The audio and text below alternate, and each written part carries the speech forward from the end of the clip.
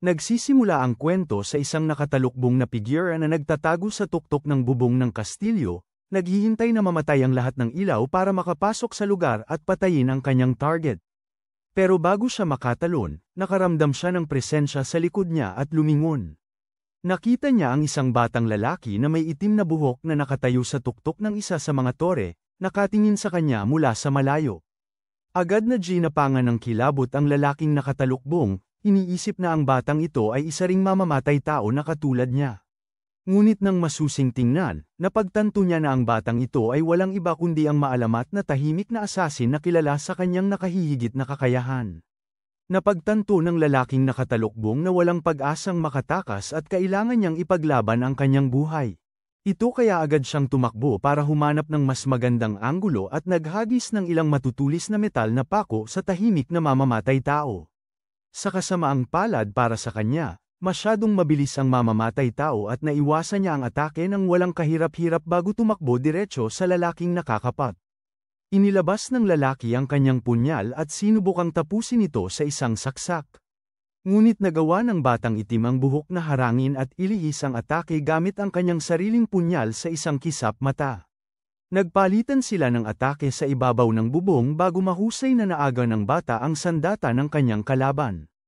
Hindi susuko ng basta-basta ang hitman kaya naghagis ulit siya ng ilang pako. Nanailagan ng asesino, ngunit lumilikha ito ng pagkakataon para sumalakay ang lalaking nakatalukbong. Sa kasamaang palad para sa kanya, naisip na ito ng batang lalaking itim ang buhok at nakalusot sa atake, lumilitaw sa likod niya. Nagsisimulang mawala ng pag-asa ang nakatalukbong na hitman nang mapagtanto niya na napakalaki ng agwat ng kanilang lakas at sinubukan niyang ibuhos ang lahat ng kanyang makakaya sa mas batang asesino. Ngunit nananatiling kalmado ang bata, sinasangga at hinaharang ang bawat isa sa mga taga at atake na ibinato sa kanya ng hitman, kahit pa ang kanyang lihim na nakatagong talam sa sapatos. Sa gayon, ang hitman ay naubusan ng mga patago, habang ang asesino ay sinaksak siya sa braso bago baliin ang kanyang mga binti, at iniwan siya sa lupa. Hindi makapaniwala ang hitman kung gaano kadali siyang napabagsak ng batang lalaki, ngunit tinanggap niya ang kanyang pagkatalo nang may nahulog na espada mula sa langit, na nagwakas sa kanyang paghihirap. Dahil wala na ang kanyang kalaban, pumasok ang assassin sa silid ng kanyang target na natutulog sa kama at walang kamalay-malay sa panganib. Muli niyang pinatatag ang kanyang loob at itinaas ang kanyang dagger para saksakin ang target, upang tapusin ang kanyang misyon. Hindi pa katagalan, ang nakamamatay na assassin na ito ay isang normal na malungkot na teenager na nagngangalang Akira mula sa Japan na nag-aaral sa high school at mas gustong mag-isa, nagbabasa ng manga. Sa kanyang telepono, karamihan sa kanyang mga kaklase ay hindi kailanman nagpakita ng pagmamalasakit sa kanya, ngunit sa isang hindi inaasahang araw, isang biglaang lumet sa kanilang realidad ang nangyari at siya kasama ang lahat ng kanyang mga kaklase ay napunta sa ibang mundo sa gitna ng isang korte. Natakot silang lahat, nagtataka kung ito ay isang panaginip o isang uri ng biro nang dumating ang isang matandang mage sa pamamagitan ng isang pintuan, na nagsasabing nais silang makausap ng kamahalan. Wala silang maintindihan sa nangyayari, habang ang ilan ay nag-iisip na ito ay isang uri ng costume party. Ngunit sa lalong madaling panahon ang hari ay pumasok sa silid kasama ang prinsesa at tinatanggap sila sa bagong mundo kung saan sila ay tinawag. Sa pamamagitan ng isang espesyal na ritual ng mahika, agad namang kumilos ang hari, at sinasabing siya ang pinuno ng pinakamalaking kaharian ng tao na kasalukuyang nanganganib sa atake ng mga demonyo. Sinasabi niya na tanging isang bayani mula sa ibang mundo ang nagtataglay ng tunay na kapangyarihan upang talunin ang Panginoon ng demonyo ng tuluyan dahil kung hindi, silang lahat ay mapapahamak sa kamatayan at pagkawasak. Pagkatapos ay sumulong ang mage, at sinasabing kailangan nilang hanapin kung sino ang bayani at inuutusan ang lahat na sumulong at ilagay ang kanilang mga kamay sa mahiwagang kristal isa-isa. Isa sa mga nasasabik na batang lalaki ang naunang naglagay ng kanyang mga kamay sa kristal at saka lumantad na. Ang kanyang estado na lumalabas na isa lamang tagasanay ng hayop. Mukhang dismayado siya. Ngunit sinabi ng mage na huwag mag-alala dahil mayroon pa rin siyang estadistika na malayo sa abot ng kahit sinong ordinaryong tao. Isa-isa na tutuklasan ng mga estudyante ang kanilang estado habang ang ilan ay nagiging mage, ang ilan ay nagiging knight, at ang ilan ay nagiging manggagamot. Napansin ni Akira ang kakaiba dahil ang lahat ay tila may panimulang estadistika na 180, samantalang ang kanyang estadistika bilang isang assassin ay 10 beses nyo na 1800. Sa wakas ang susunod na batang lalaki na nagngangalang Sato ay lumapit sa bowl ang kristal at inihayag na siya ang bayani sa kanilang lahat na may panimulang estadistika na 1000. Binabati siya ng matandang mage at sinasabing ang panimulang stats ng bawat isa ay nakatakda sa maximum na 500, ngunit dahil isa siyang bayani, doble yun ang stats niya. Pinatutunayan nito na may mali sa stats ni Akira dahil halos doble nito ang stats ng bayani mismo. Naghiyawan ang lahat para kay Sato dahil siya ang pinakasikat sa klase, habang itinutulak naman siya ng isa sa mga kaklase ni Akira na ipakita rin ang stats niya sa lahat. Iniisip ni Akira ang sitwasyon nila at dahil wala silang alam tungkol sa mundong ito o kung paano ito gumagana. Pakiramdam niya, hindi magandang ideya na ipakita ang ganoong kalaking numero at kailangan muna niyang alamin. Karagdagang impormasyon tungkol dito. Pagkatapos maayos ang mga stats ng lahat at maipakilala ang bayani, sinabi ng matandang mage na bibigyan silang lahat ng mga sandata at iba pang gamit ayon sa kanilang mga klase at pinapunte sila sa kanilang mga silid para sa gabi. Pagbalik sa kanyang silid, napansin din niya ang isang nakatagong kamera na nangangahulugang may nagmamasid sa kanila, na kainahinala.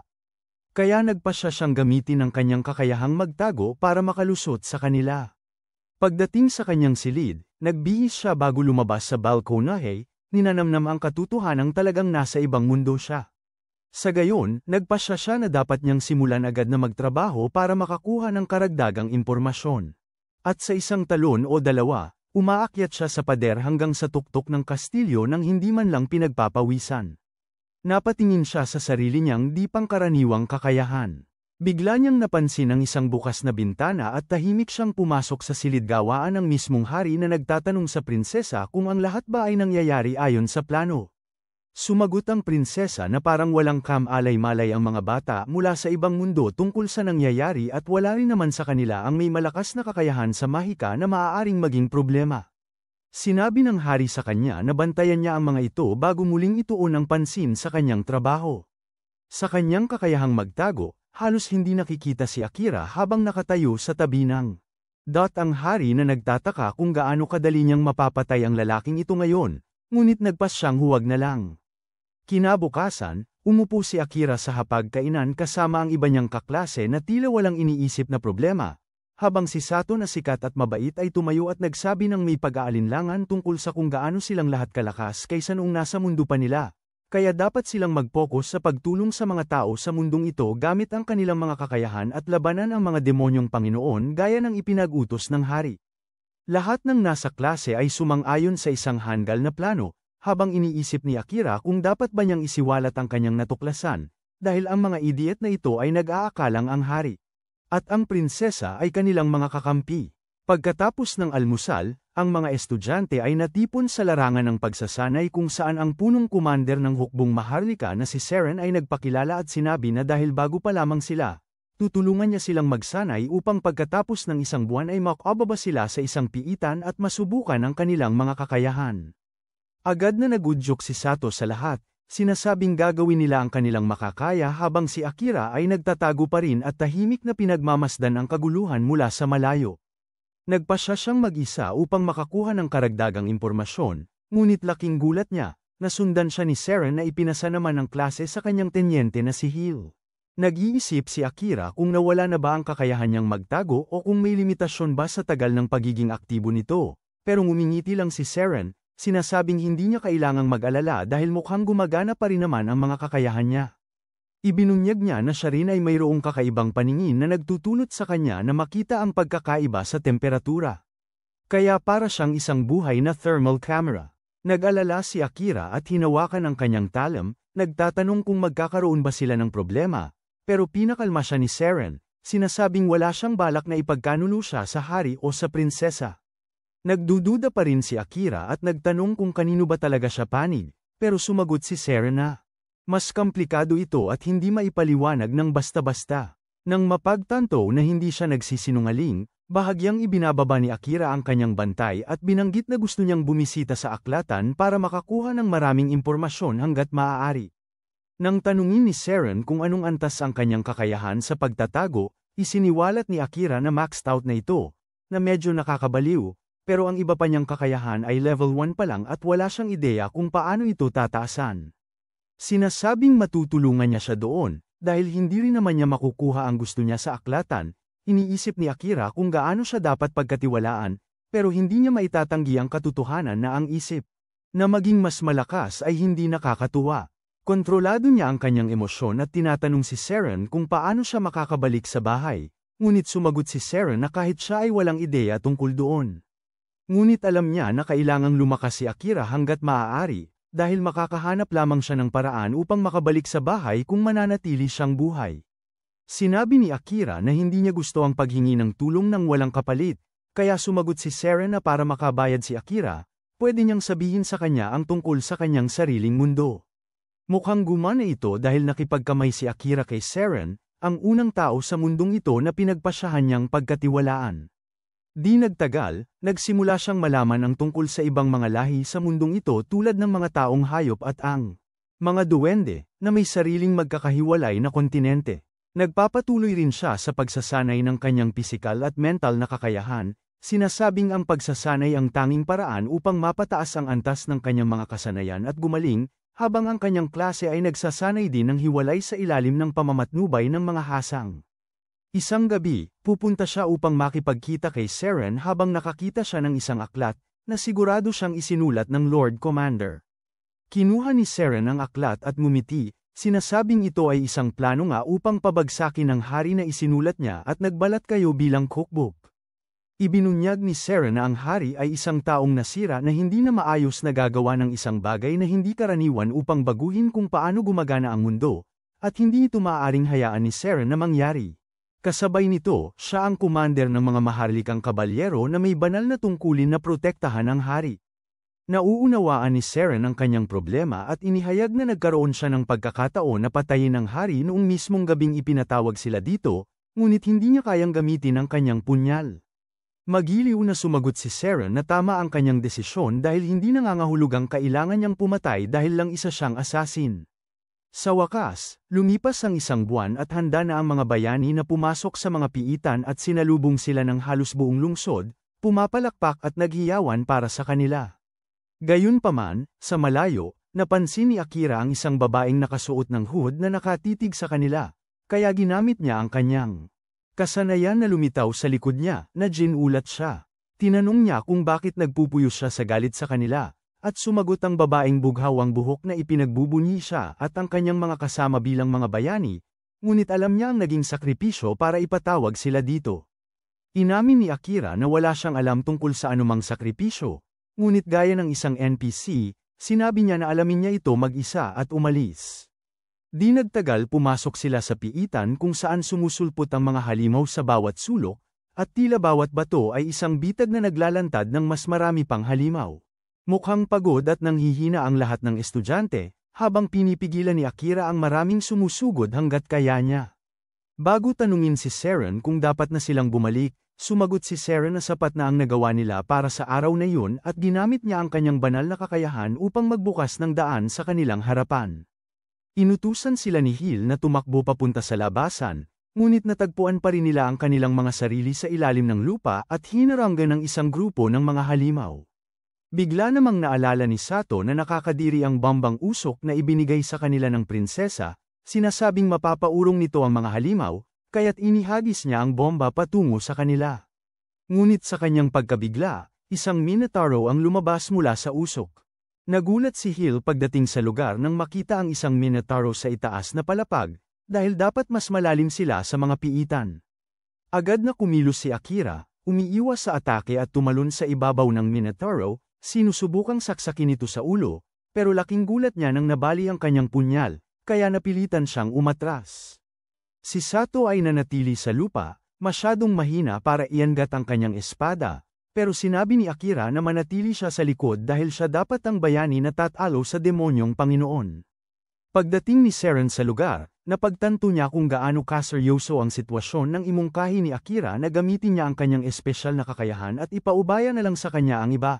Sinabi ni Seren na sa kanya na maaaring mapanganib ito. Ngunit nang makita niya ang determinasyon sa mga mata ni Akira, nagpasya siyang ituloy ang pagbigkas ng salamangka. Agad na isang malaking kidlat ang tumama sa Minotauro habang pamwesto si Akira sa likod ng halimaw, handa ng sumalakay. Inilabas ni Akira ang kanyang mahika ng anino at nagpadala ng matutulis na patalim na gawa sa purong kadiliman sa nakikipaglaban pa rin sa kidlat ni Seren. Gayunpaman, nagawa ng Minotauro na makawala dito agad at puntiryahin si Akira, hindi alam na nagawa na niyang bigkasin ang kanyang salamangka. Habang winawasiwas ng Minotauro ang kanyang mabigat na palakol patungo kay Akira, tinamaan ng mga madilim na patalim ang kanyang kamay. Tinutusok pa ni Akira ang katawan nito ng mas maraming mga tales, at nang masiguro niyang hindi basta makakawala ang Minotaur, sinimulan niya itong hilahin pababa sa madilim na bangin sa ilalim ng mga paa nito. Nilamon ng bangin ang Minotaur at umusbong ang mga tales na naghiwalay sa ulo nito bago ito tuluyang mawala. Namangha ang lahat nang makita nilang nagawa ni Akira na talunin ang isang napakalakas na halimaw, ngunit bigla na lamang, nawala sa kontrol ang kanyang mga kapangyarihan. Nagpanik ang lahat habang sinusubukan niyang bawiin ang mga tales ng anino, ngunit sa kabutihang palad, tumulong si Seren upang kalmehin siya. Salamat sa kanyang gabay, nagawang kontrolin ni Akira ang kanyang kapangyarihan, at inalis ang kanyang anino. Mahika. Pakiramdam niya ay mapalad siya na buhay pa at sinabi ni Seren na talagang lumampas siya sa kanyang mga inaasahan ngayong araw. Pagbalik nila mula sa piitan, nagpasalamat si Seren sa pagliligtas sa buhay ng lahat, ngunit hindi raw niya nararapat ang lahat ng papuri.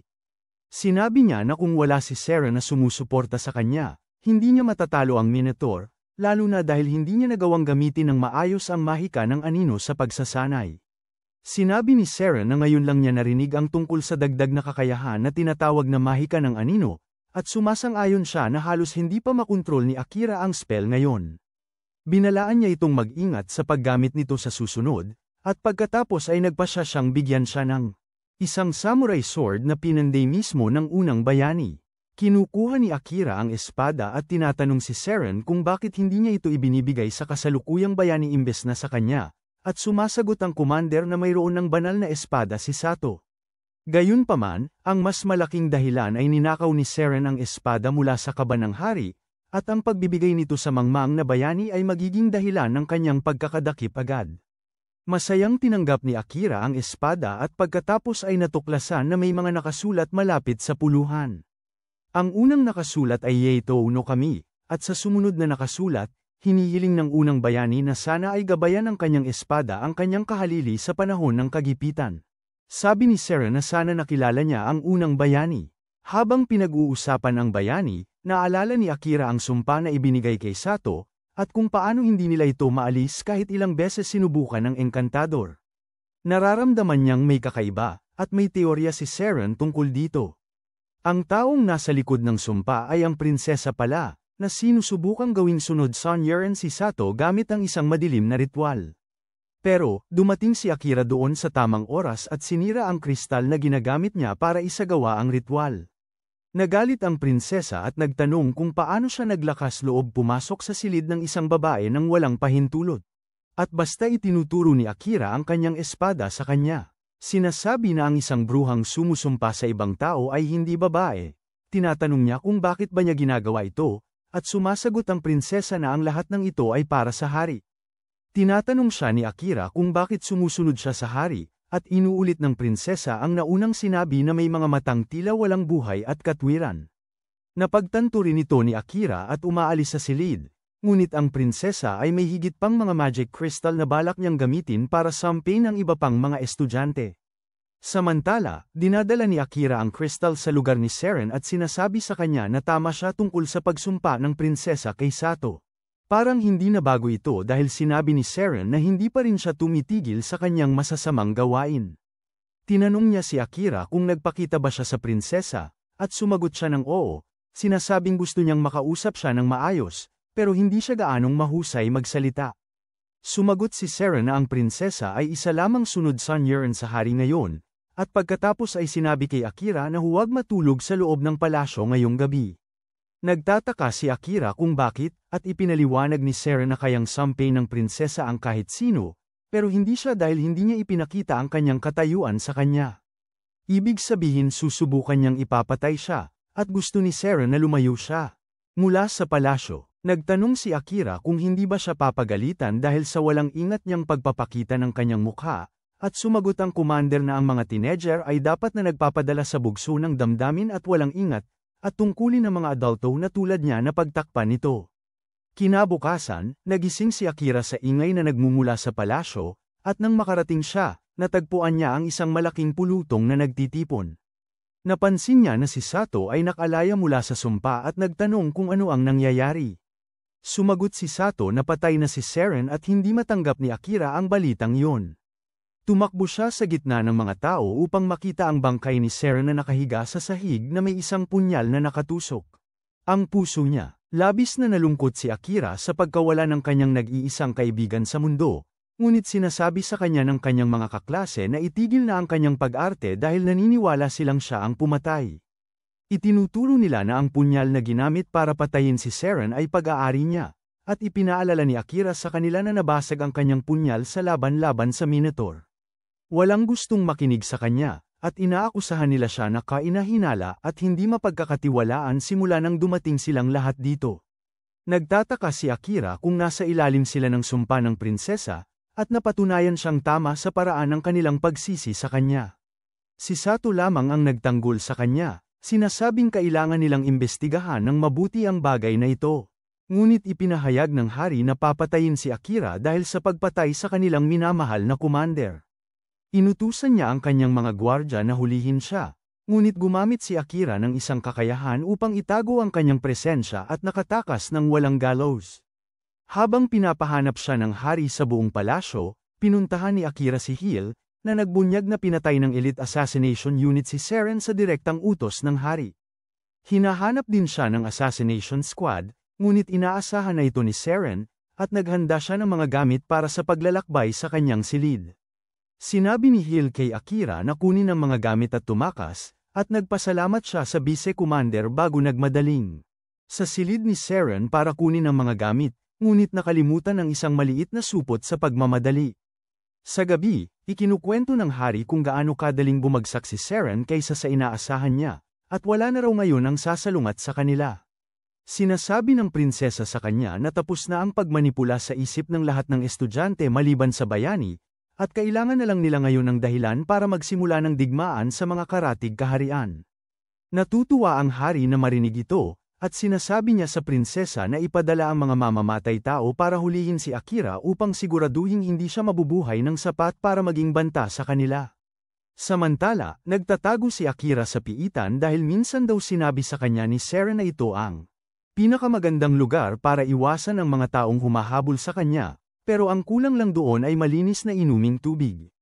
Ang malinis na inuming tubig din ang pinakamagandang lugar para magpalakas at pahusayin ang kanyang mga kasanayan, pero hindi ito ginagawa ng karamihan dahil masyado itong mapanganib. Binabalaan ni Seren si Akira na kahit ang kanyang kasanayan sa pagtatago ng presensya ay hindi siya mapoprotektahan mula sa mga halimaw na may matataas na antas na may napakatalas na pandama. Pero kung sapat ang kanyang paglakas, magagawa niyang burahin ang kanyang amoy at maging ang temperatura ng kanyang katawan para linlangin ang halos kahit sino. Sumusunod sa kanyang mga salita, nagsimulang lumalim si Akira sa piitan, lumalaban sa malalakas na halimaw. Tulad ng mga asong apoy na sumasabog kapag namatay. Naaalala ni Akira na minsan sinabi sa kanya ni Seren ang tungkol sa espesyal na kakayahan na natatanggap ng bawat isa pagkatapos umabot sa level 100 at kung paano ito nagpapalakas sa kanila. Ang pagtalo sa mga boss ng dungeon ang pinakamabilis na paraan para makakuha ng mas maraming karanasan, ngunit isa rin itong laban na pagitan ng buhay at kamatayan na hindi niya matatakasan kapag nagsimula na. Determinado si Akira na lumakas ng mabilis anuman ang mangyari, at pagkatapos talunin ng mga asong apoy, pumapasok siya sa silid ng boss kung saan naghihintay sa kanya ang isang napakalaking demonyong leon. Agad siyang sinimulang atakihin ng halimaw na leon at iniiwasan ni Akira ang lahat. Ngunit hindi niya pansinin na ang buntot ng halimaw ay isang ahas na kayang dumura ng lason. Dahil nabigla siya sa lason, sinaksak siya ng halimaw gamit ang kuko nito. Napagtanto ni Akira na swerte pa siyang buhay pa ngayon, pero hindi pa siya sisuko dahil tinapon siya palayo ng leon. Nagpasya si Akira na ibuhos ang lahat at pinakawalan ang kanyang mahika ng anino. Agad na tumagos ang madilim na mga tales sa halimaw at pinagpira-piraso ito. pero hindi ito makontrol ni Akira ng matagal dahil nawalan siya ng malay. Gayunpaman, isang boses ng lalaki ang nanggaling sa loob niya, sinasabing obra na ang ginawa ng amo kaya ang mahika ng anino ay sapilitang iaaktibo. Mabilis na gumagalaw ang anino palapit sa kanyang katawan at nagpasimula ng pagpapagaling, ginagamit ang mana na nakaimbak sa kanyang anino na mahika upang pagalingin ang kanyang mga sugat. Sa palasyo, sinasabi ni Sato sa kanyang mga kaklase na dapat na silang umalis para talunin ang Demon Lord ngayon, ngunit karamihan sa kanila ay nagsasabi na hindi pa ito ang tamang oras dahil kamamatay pa lamang ng Knight Commander. Iginigiit ni Sato na kailangan na nilang kumilos ngayon o mahuhuli na ang lahat, ngunit karamihan sa mga estudyante ay nasa ilalim ng sumpa at sinasabi nila sa kanya na wala itong saysay. Ipinahayag ni Sato na pupunta na lang siya mag-isa kung ganoon. Ngunit sa kabutihang palad, mayroong ilang tao na handang sumama sa kanya. Hindi maintindihan ni Sato kung bakit siya susundan ng mga isinumpa, ngunit kampante sila na nalampasan na nila ang sumpa. Sabi ng manggagaway na kaya na niyang paghiwalayin ang mga isinumpa at normal na tao at sigurado siyang malaya na sa sumpa ang lahat dito. Inaangkin ng matangkad na swordsman na si Asahi ang paggawa nito, at sinasabing bahagya niyang naaalala na may pinutol siyang kakaibang mga kristal sa isang hindi kilalang silid. Hindi na maalala ni Asahi kung paano siya nakarating doon o kung paano siya nakahanap ng samurai sword, ngunit simula noon, kakaunting estudyante ang nakalaya sa sumpa. Lumalabas na si Hill pala ang may gawa noon. Ang mungkahi ng kanyang kasanayan ay mas malakas kaysa anumang sumpa pagdating sa paggawa sa kanyang target na gawin ang isang simpleng bagay. Natutuwa siya na nailigtas niya kahit ilang estudyante dahil iyon ang huling utos ni Seren, at ngayon, hangad na lang niya sila ng swerte sa kanilang paglalakbay. Samantala, naiisip ni Asahi na kailangan nilang makipagtulungan kay Akira sa lalong madaling panahon dahil siya lang ang nakaalam ng katotohanan noong lahat sila ay sinumpa.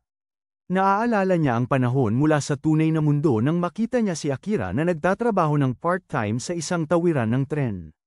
Hiniling ni Akira na ilihim niya ito dahil ayaw niyang malaman ng kanyang mga kaklase at nakababatang kapatid ang tungkol sa kanyang trabaho, at walang problema si Asahi doon.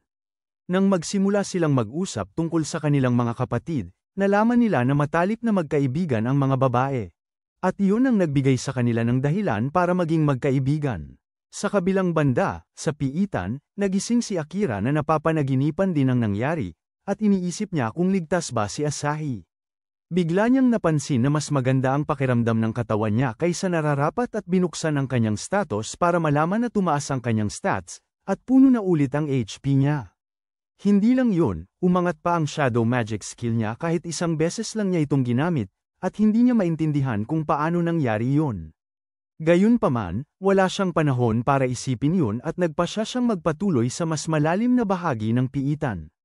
Hindi nagtagal, nakarating siya sa ika-75 palapag ng piitan, at agad siyang inatake ng isang slime monster. Nagulat si Akira nang makita ang isang slime sa mas mababang palapag at agad niya itong sinlaslas. Nakakagulat na isang magandang elf ang nahulog mula sa mga labi ng halimaw. Nagtaka si Akira at nagpasya siyang gamitin ang kakayahan na tinatawag na World Eye na hindi pa niya nagagamit dati. Nang gamitin niya ang kakayahan, nakita niya ang maraming nakakatakot na bagay na muntik na siyang magsuka, ngunit kinansela niya ang kakayahan bago ito tuluyang pumuno sa kanyang isipan ng bagong impormasyon. Sa sandaling yun, nagising ang elf na babae na si Amelia at tinanong siya ni Akira kung okay lang siya. Sumagot siya na okay lang siya, ngunit hindi nagtiwala si Akira sa kanya, dahil nakita niya ang kanyang status kanina. At nakita niya na ang HP niya ay bumaba sa 2% kanina. Alam din niya na mayroon si Amelia ng kasanayang World Eye, at nagamit na niya ito sa kanya.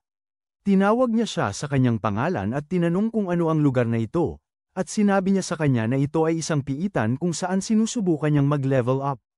Pagkatapos ay sinimulan niya siyang sermonan tungkol sa kung paano hindi magandang asal ang manaktik sa status ng ibang tao, ngunit bigla siyang bumagsak sa kanyang mga bisig. Napansin ni Akira na mayroon siyang lagnat, at dinala niya siya sa ika-69 na palapag upang makapagpahinga. Nagulat si Amelia nang magising siya, ngunit sinabi ni Akira sa kanya na uminom ng tubig upang manatili siyang hydrated. Tinanong niya siya kung bakit siya dinala sa ika-69 na palapag mula sa ika-75 palapag. Sumagot si Akira na ito ang pinakamalapit na palapag na may mapagkukunan ng tubig, at pagkatapos ay hiniling sa kanya na magpahinga.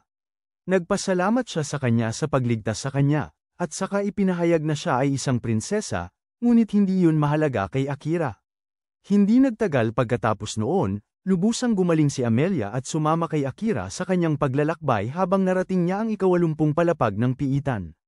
Ginagamit niya ang kanyang mahika ng grabidad upang tulungan siya sa labanan, ngunit hindi talaga siya masaya na sinusundan siya nito sa panganib. Sinabi ni Amelia sa kanya na pareho sila ng pupuntahan, at pagkatapos ay buong tapang niyang sinabi na kaya niyang protektahan ang sarili niya. Wala nang nagawa si Akira kundi isama siya ngayon at agad. Pumasok sila sa silid ng boss kung saan nakita nila ang isang nakakatakot na dragon na handang puksain ang sinumang pumasok. Agad nagbuga ang dragon ng asul na apoy sa kanila, ngunit nakailag sila. Itinago ni Akira ang presensya niya habang pinipigilan ni Amelia ang dragon gamit ang kanyang mahika ng grabidad, binibigyan siya ng pagkakataong umatake. Gayunpaman, nakita siya ng dragon na papalapit sa kabila ng kanyang spell ng pagkawala, at tinamaan siya palayo. Sinigawan ni Amelia si Akira na nararamdaman siya ng dragon sa pamamagitan ng kanyang mana at sinabi sa kanya na magtago ng mabuti.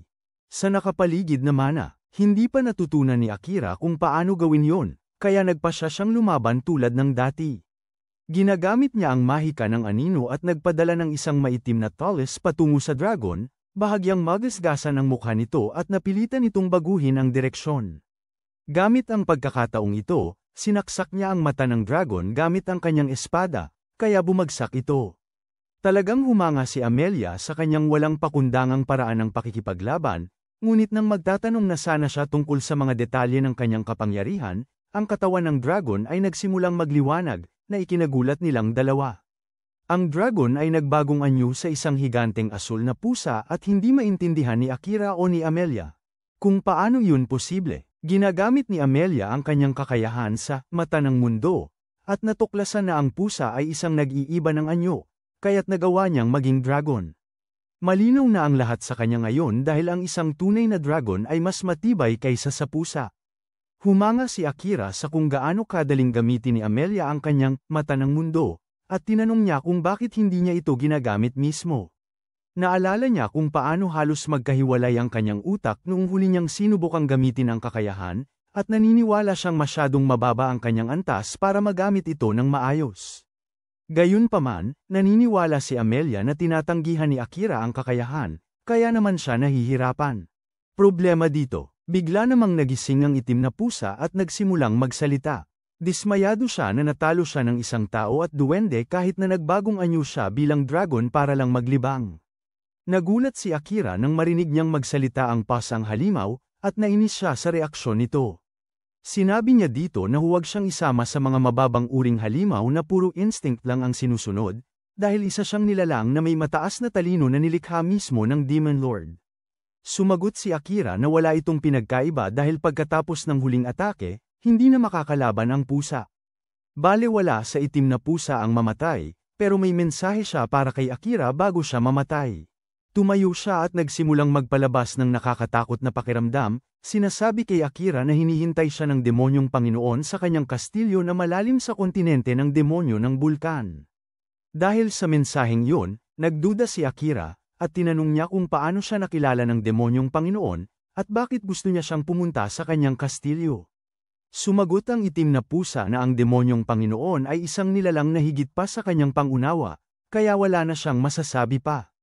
Pagkatapos ay humiga siya sa lupa, sinasabihan si Akira na patayin siya, pero tumanggi siya.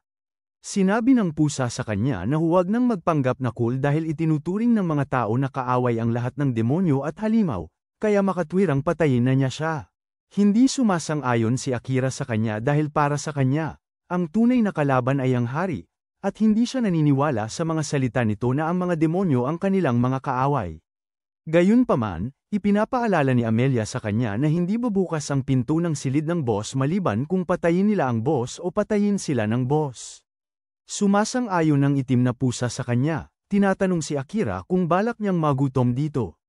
Tinatanong niya ang dahilan kung bakit ayaw niya itong patayin, at ang kanyang sagot ay simple pati na rin nakakamangha. Sumagot siya na mahilig siya sa pusa, at hindi tulad ng ibang mga halimaw, ang itim na pusa ay nakakausap niya. Naniniwala siya na may dapat na paraan para makaalis sila sa silid ng boss nang hindi. At naalala ni Amelia na may iba pang paraan para gawin ito. Sinabi niya na kung gagawa ng kasunduan si Akira sa itim na pusa at tatanggapin ito bilang kanyang alaga, familiar, hindi na siya makikilala bilang isang boss monster at magbubukas ang pinto. Tumawa ang itim na pusa sa ideya, sinasabing tanging isang may karanasang gumagamit ng mahika na may malaking kontrol sa mana ang makakagawa ng ritual, at wala kay Akira ang kailangan para dito. Hindi sumang-ayon si Amelia sa kanya at ibinunyag na nalampasan na nito ang limitasyon na kailangan para gawin ang ritual. Pinaalala niya sa itim na pusa na inihiwalay ni Akira ang kanyang mana mula sa kanyang katawan para lituhin siya kanina. Na isang bagay na tanging ang unang bayani pa lamang ang nakagawa noon. May tiwala si Amelia na kayang gawin ni Akira ang ritual, pero hindi siya sigurado kung magtatagumpay ito. Tinanong siya nito kung ano ang mangyayari kung mabaigo siya, at sumagot ang itim na pusa na isa sa kanila ang mamamatay at sa pinakamalala, pareho silang maaaring mawalan ng buhay. Handa si Akira na tahakin ang panganib na yun at hindi maintindihan ng itim na pusa kung bakit niya gagawin yun. Sinabi niya rito na sige na, dahil wala siyang pakialam sa kamatayan at nagalit si Akira sa paraan ng kanyang pag-uugali na parang walang halaga ang buhay o kamatayan. Sumagot ang itim na pusa na wala na siyang makukuhang kasiyahan kung mabuhay pa siya ng matagal, at nagpas siyang kausapin ni Akira ito ng maayos sa ibang pagkakataon. Tinanong niya kay Amelia kung paano isagawa ang ritual, at ibinunyag niya na ang unang hakbang ay bigyan ang pusa ng bagong pangalan. Pinangalanan ni Akira itong Night dahil sa kanyang magandang balahibo na nagpapaalala sa kanya ng langit sa gabi. Hindi tumugon ang pusa sa pangalan at pagkatapos ay nagpatuloy si Akira sa susunod na hakbang, na siyang pagbuhos ng mana sa kanyang paa. Binabalaan siya ni Amelia na walang atrasan kapag nagsimula na siyang magbuhos ng mana, at kung hindi niya makontrol ang pusa, maaari niyang ikapahamak. Tiwala si Akira na magtatagumpay siya at habang nagsisimula siyang ibuhos ang kanyang mana sa paa ng pusa, nakaramdam siya ng isang malakas na alon na tila lumulunod sa kanya. Napagtanto niya na ito ang nasa loob ng pusa, ngunit bigla na lamang, natagpuan niya ang kanyang sarili na nahuhulog patungo sa isang nagliliyab na lungsod.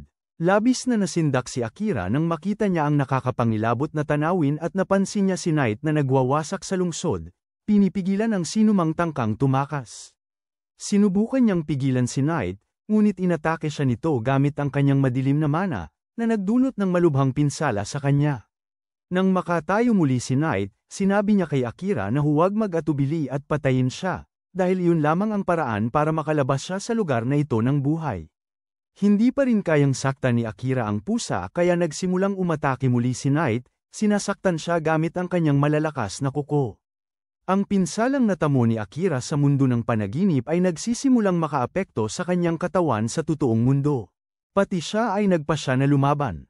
Ibinato niya ang kanyang punyal kay Night, na madali naman itong nailagan, at saka nagsimulang magtipon ng kanyang madilim na kapangyarihan para tapusin agad ang laban. Sumugod si Akira sa kanya, pero imbes na umatake, hinayaan niyang masaksak siya ng mga kuko ni Night. Nagulat ang itim na pusa sa kanyang ginawa at nagtanong kung ano ba ang binabalak niya. Sumagot si Akira na ayaw niya itong patayin, at alam niyang ayaw rin ni Night na pumatay ng kahit sino. Sagot ni Night na isa siyang halimaw, at kahit matalino siya, ang kanyang likas na ugali ay nagsasabi sa kanya na puksain ang sinumang humadlang sa kanya. Alam ni Akira na sawang-sawa na si Night sa pagpatay ng iba, kaya sinabi niya na hindi na niya kailangang labanan ang kanyang likas na ugali ng mag-isa. Hinawakan niya ang mga kuko nito, nangangakong babantayan siya at sisiguraduhin hindi na niya kailangang gumawa ng ganitong bagay muli. Unti-unting naglalaho ang mundo ng panaginip, at habang nagtitiwala na si Night sa kanya, nagiging isang ordinaryong laki ng pusa ito at nakakatagpo ng ginhawa sa bisig ni Akira. Sumisikat ang araw sa mundo ng panaginip, nagiging isang refleksyon ng kapayapaang nararanasan ni Night sa bisig ni Akira. Sa ganoon, bumabalik si Akira mula sa mundo ng panaginip, at sa sandaling matanto niya na ang ritual ng kasunduan. Gumana, hinipo niya si Night para kumpirmahin ito. Lumitaw ang isang ginintoang marka sa likod ng kanyang kamay, at pagkatapos ang pulang marka sa noo ni Night ay naging gintuhin. Ipinaliwanag ni Amelia na ito ang marka ng matagumpay na kasunduan, at ngayon ang kaluluwa ni Akira ay nakaugnay na sa pusa. Nagising din si Knight at sinabi na interesado siyang makita kung hanggang saan makakarating si Akira. Tinanggap niya ito bilang kanyang Panginoon at isinumpa ang kanyang buhay sa kanyang paglilingkod. Ipinakilala ni Amelia ang kanyang sarili sa kanya pagkatapos noon, at sumagot si Knight na bilang kasama ng kanyang Panginoon, mayroon din siyang paggalang. Lumitaw ang isang magic circle sa sahig, na nagpapahiwatig na natalo na ang boss, pero si Akira. Mukhang malalim ang iniisip. Sabi niya gusto na niyang umakyat sa susunod na palapag, pero sugatan si Knight. Sagot ni Knight na mananatiling bukas ang pinto hanggat hindi pa nila ito ginagamit, kaya walang dapat ipagmadali. Napagdesisyonan niyang magpahinga muna at iminungkahi ni Amelia na gamitin nila ang panahong ito para mas makilala ang isa't isa. Agad na sumang-ayon si Knight sa kanya at bahagyang nagulat si Akira sa bilis ng pagbabago ng kanyang personalidad. Sa kabilang banda, si Sato at ang kanyang grupo ay nakarating sa bansang itinatag ng isang bayaning tinawag mula sa Earth katulad nila, at namangha sila nang makita nilang ang bansa ay eksaktong gaya ng makasaysayang Japan. Parang pamilyar ang lahat doon at nagsisimula silang mag-relax bago pag-usapan ang kanilang plano sa hinaharap. Sabi ni Sato na ang una nilang dapat alalahanin ay ang kanilang pondo dahil isang buwan na lang at mawawala na sila ng pera at matitirahan. Iminungkahi ng isang lalaki na maging adventurer sila dahil iyon ang pinakamagandang trabaho para sa kanila at sumang-ayon si Sato. Pagkatapos ay nagpatuloy siya sa susunod na paksa, ang pagkuha ng impormasyon. Iminungkahi niya na humanap sila ng taong maraming alam tungkol sa mundong ito at maghanap din ng mga aklat na may mahalagang impormasyon, sukat ng isa pang lalaki, umaasang may aklat na magsasabi kung paano bumalik sa Earth. Pero naniniwala si Sato na ang pagtalo sa hari ng demonyo ang pinakamagandang paraan para magawa yon. Iniisip niya na tanging ang hari at ang prinsesa lang ang maaaring may alam kung paano sila maipapadala pabalik, at kahit na sila ay masama at baluktot, kailangan nilang makuha ang kanilang suporta sa pamamagitan ng pagtalo sa hari ng demonyo. Ipinapahayag niya na kapag mayroon na silang sapat na pondo at impormasyon, didiretso sila patungo sa kontinente ng demonyo. Pero hindi sumasang-ayon si Asahi. Naniniwala siya na dapat muna silang makipagkita kay Akira bago pumunta sa kontinente ng demonyo, dahil pakiramdam niya ay mas mabilis na lumalakas si Akira kaysa sa iba, at talagang kailangan nila siya sa kanilang grupo. May ilang miyembro na sumasang-ayon kay Asahi habang ang iba ay iniisip pa rin na siya ang pumatay kay Commander Seren. Nagkaroon ng maliit na pagtatalo sa pagitan nila tungkol dito, pero pumagitna ang mga babae para payapain sila. Tinanong nila si Sato kung ano ang opinyon niya dahil bilang leader, siya ang magdedesisyon sa huli. Sang-ayon si Sato kay Asahi at naniniwalang mas malakas na si Akira kaysa sa kanila, pero duda siya kung magagawa nilang makipagtulungan sa kanya. Sabi niya na hindi gusto ni Akira ang makisama sa ibang tao, at hindi pa rin siya nito natatandaan kahit na magkaklase na sila simula pa noong kindergarten. Gulat ang lahat na marinig ito. At kahit si Asahi ay sumang-ayon na hindi talaga marunong makipag-teamwork si Akira. Sabi ni Sato, ayon sa mga alamat, tanging ang banal na espada na hawak ng bayani ang makakatalo sa hari ng demonyo, kaya kailangan niyang maging sapat na malakas upang magawa ang kanyang tungkulin. Naniniwala siya na kahit mahanap nila si Akira, hindi ito papayag na makipagtulungan sa kanila kung masyado silang mahina, kaya nagpasya siyang maghintay sa kanya sa bansang ito habang nagsisikap silang lahat na palakasin ang kanilang lakas. Sa kabilang banda, ikinukwento ni Amelia kay Akira at Knight ang tungkol sa kanyang nakaraan. Pinalayas siya sa kanyang bansa ng kanyang sariling kapatid, at gustong-gusto siyang patayin ng kanyang mga tauhan. Napaligiran siya malapit sa isang bangin at ginamit niya ang kanyang mahika ng grabidad upang mahulog sa ilog sa ibaba, na sumagip sa kanya patungo sa kaligtasan. Gayunpaman, sugatan at pagod siya, at isang itim na likido ang sumamantala sa kanyang kahinaan para sakupin siya. Ang sumunod niyang naalala ay nasa piitan na siya at kasasagip lang sa kanya ni Akira. Naaawa si Akira sa kanya nang marinig ang kwento, ngunit nakakita ng ilang butas si Knight. Sabi niya, hindi naman kumakain ng tao ang mga slime, at kahit na kinain si Amelia, natunaw na sana siya nang sagipin siya. Hindi rin niya maintindihan, pero nagpapasalamat siya sa slime na nagdala sa kanya kay Akira. Sinabi ni Akira na dapat siyang bumalik at subukang ayusin ang mga bagay-bagay sa kanyang kapatid, ngunit sumuko na si Amelia. Pakiramdam niya ay hindi niya kayang harapin ang kanyang kapatid, pero sinabi ni Akira na may paraan pa dahil magkapamilya sila. Sinabi niya na may kapatid din siya, at kahit na lagi itong mapang-asar, mahal na mahal pa rin niya ito. Tinanong nina Amelia at Knight kung gusto na niyang bumalik sa mundo niya para makita ang kanyang pamilya at pumayag si Akira, pero bago yun, mayroon pa siyang kailangang gawin. Nagsimula siyang magkwento tungkol kay Seren, ang taong nagturo sa kanya kung paano mamuhay sa mundong ito at nagalit nang maalala ang mga taong pumatay sa kanya. Ipinangako niyang papatayin niya ang hari at prinsesa dahil sa pagpatay kay Seren, at ang kanyang pagnanasang pumatay. Ikinababalikwas ni Amelia at Knight sa takot.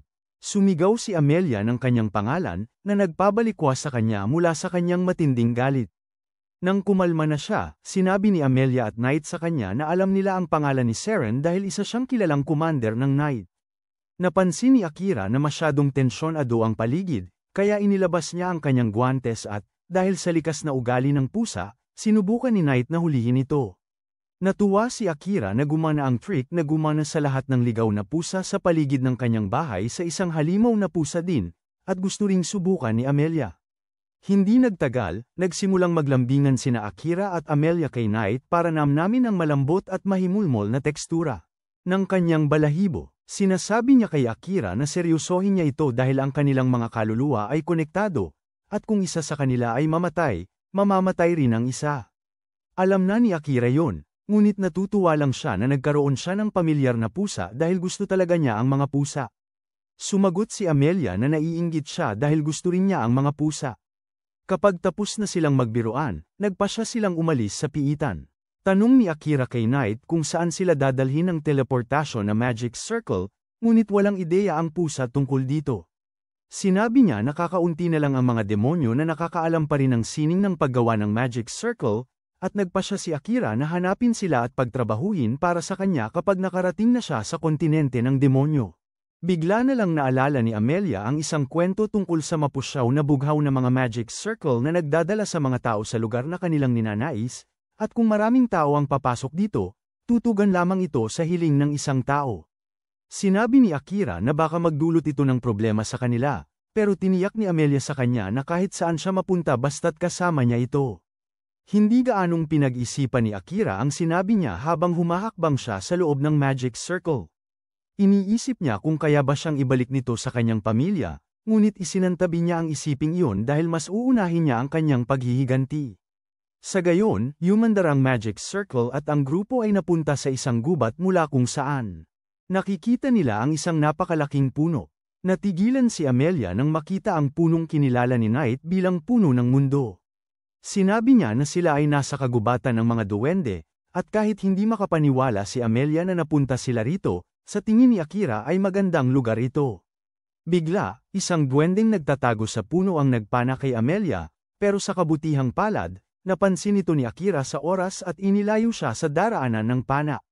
Sumugod siya patungo sa mamamana, sinangga ang pana nito gamit ang kanyang bal-araw, at mabilis na narating ang likod nito.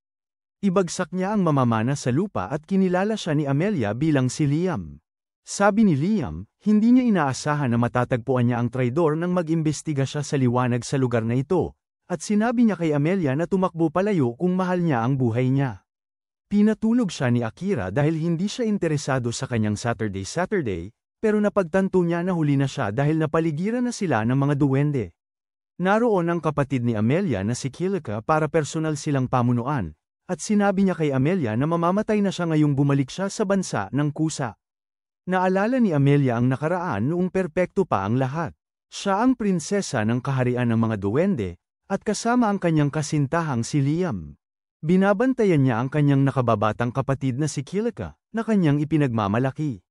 Ngunit ang perpektong buhay na yun ay hindi nagtagal para kay Amelia, dahil bigla na lang sinabi ni Liam na gusto niyang bawiin ang kanilang kasunduan sa kasal.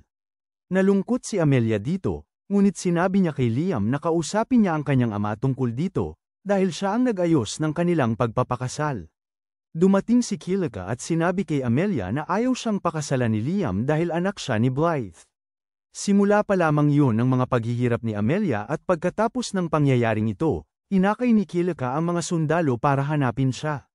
Tinawag ng lahat si Amelia na isang kriminal at sinubukang hulihin siya, ngunit kahit papaano ay nakaligtas siya, na nakipagkita kay Akira. Ngayon, kinakabahan siya na nakatayo sa harap ng kanyang nakababatang kapatid.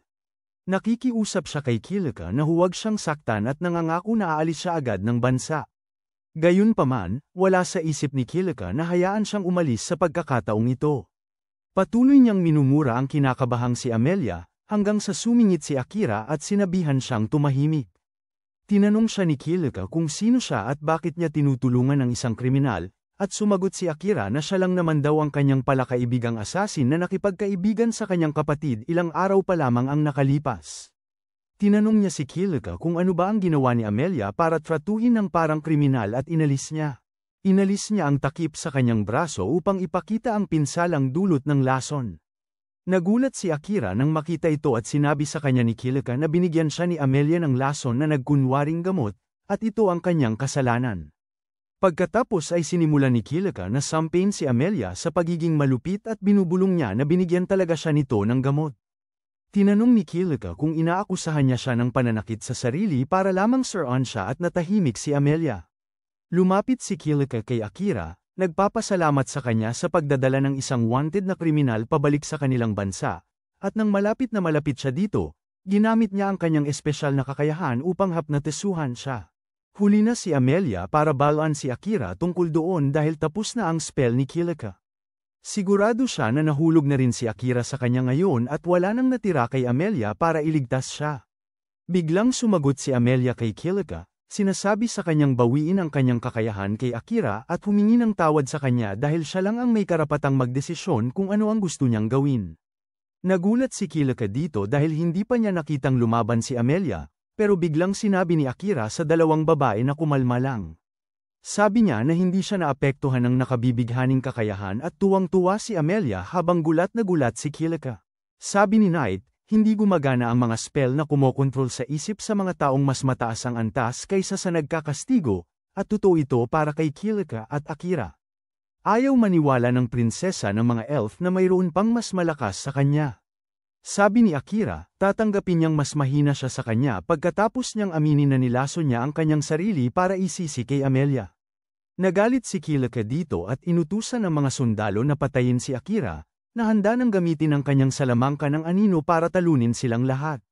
Sa kabutihang palad, dumating ang hari doon sa mismong sandali at inutusan ang lahat ng sundalo na ibaba ang kanilang mga sandata. Nagulat si Kilika nang makita siya dahil dapat ay nasa isang mahabang business trip ito. Tinanong ng hari ng duwende sa kanya kung ano ang nangyayari dito at sinabi ng isang sundalo sa kanya na nilaso ni Amelia si Kilika. Gayunpaman, pinatahimik siya ng hari at sa halip ay tinanong ang kanyang anak na babae upang sagutin ang tanong. Tumahimik si Kilika habang sinasabi ng mga sundalong nasa ilalim ng kanyang kontrol na wala siyang ginawang masama. Agad na napagtanto ng hari na nahipnotismo sila ni Kilika, at inutusan niya itong alisin agad ang Gayuma. Tumanggi siyang magsalita kaya sinabi ng hari sa kanya na paparusahan siya ng kanyang ama mamaya sa pagiging pasaway. Pagkatapos ay lumipat siya kay Akira, humihingi ng paumanhin sa kanya para sa mga ginawa ni Kilika.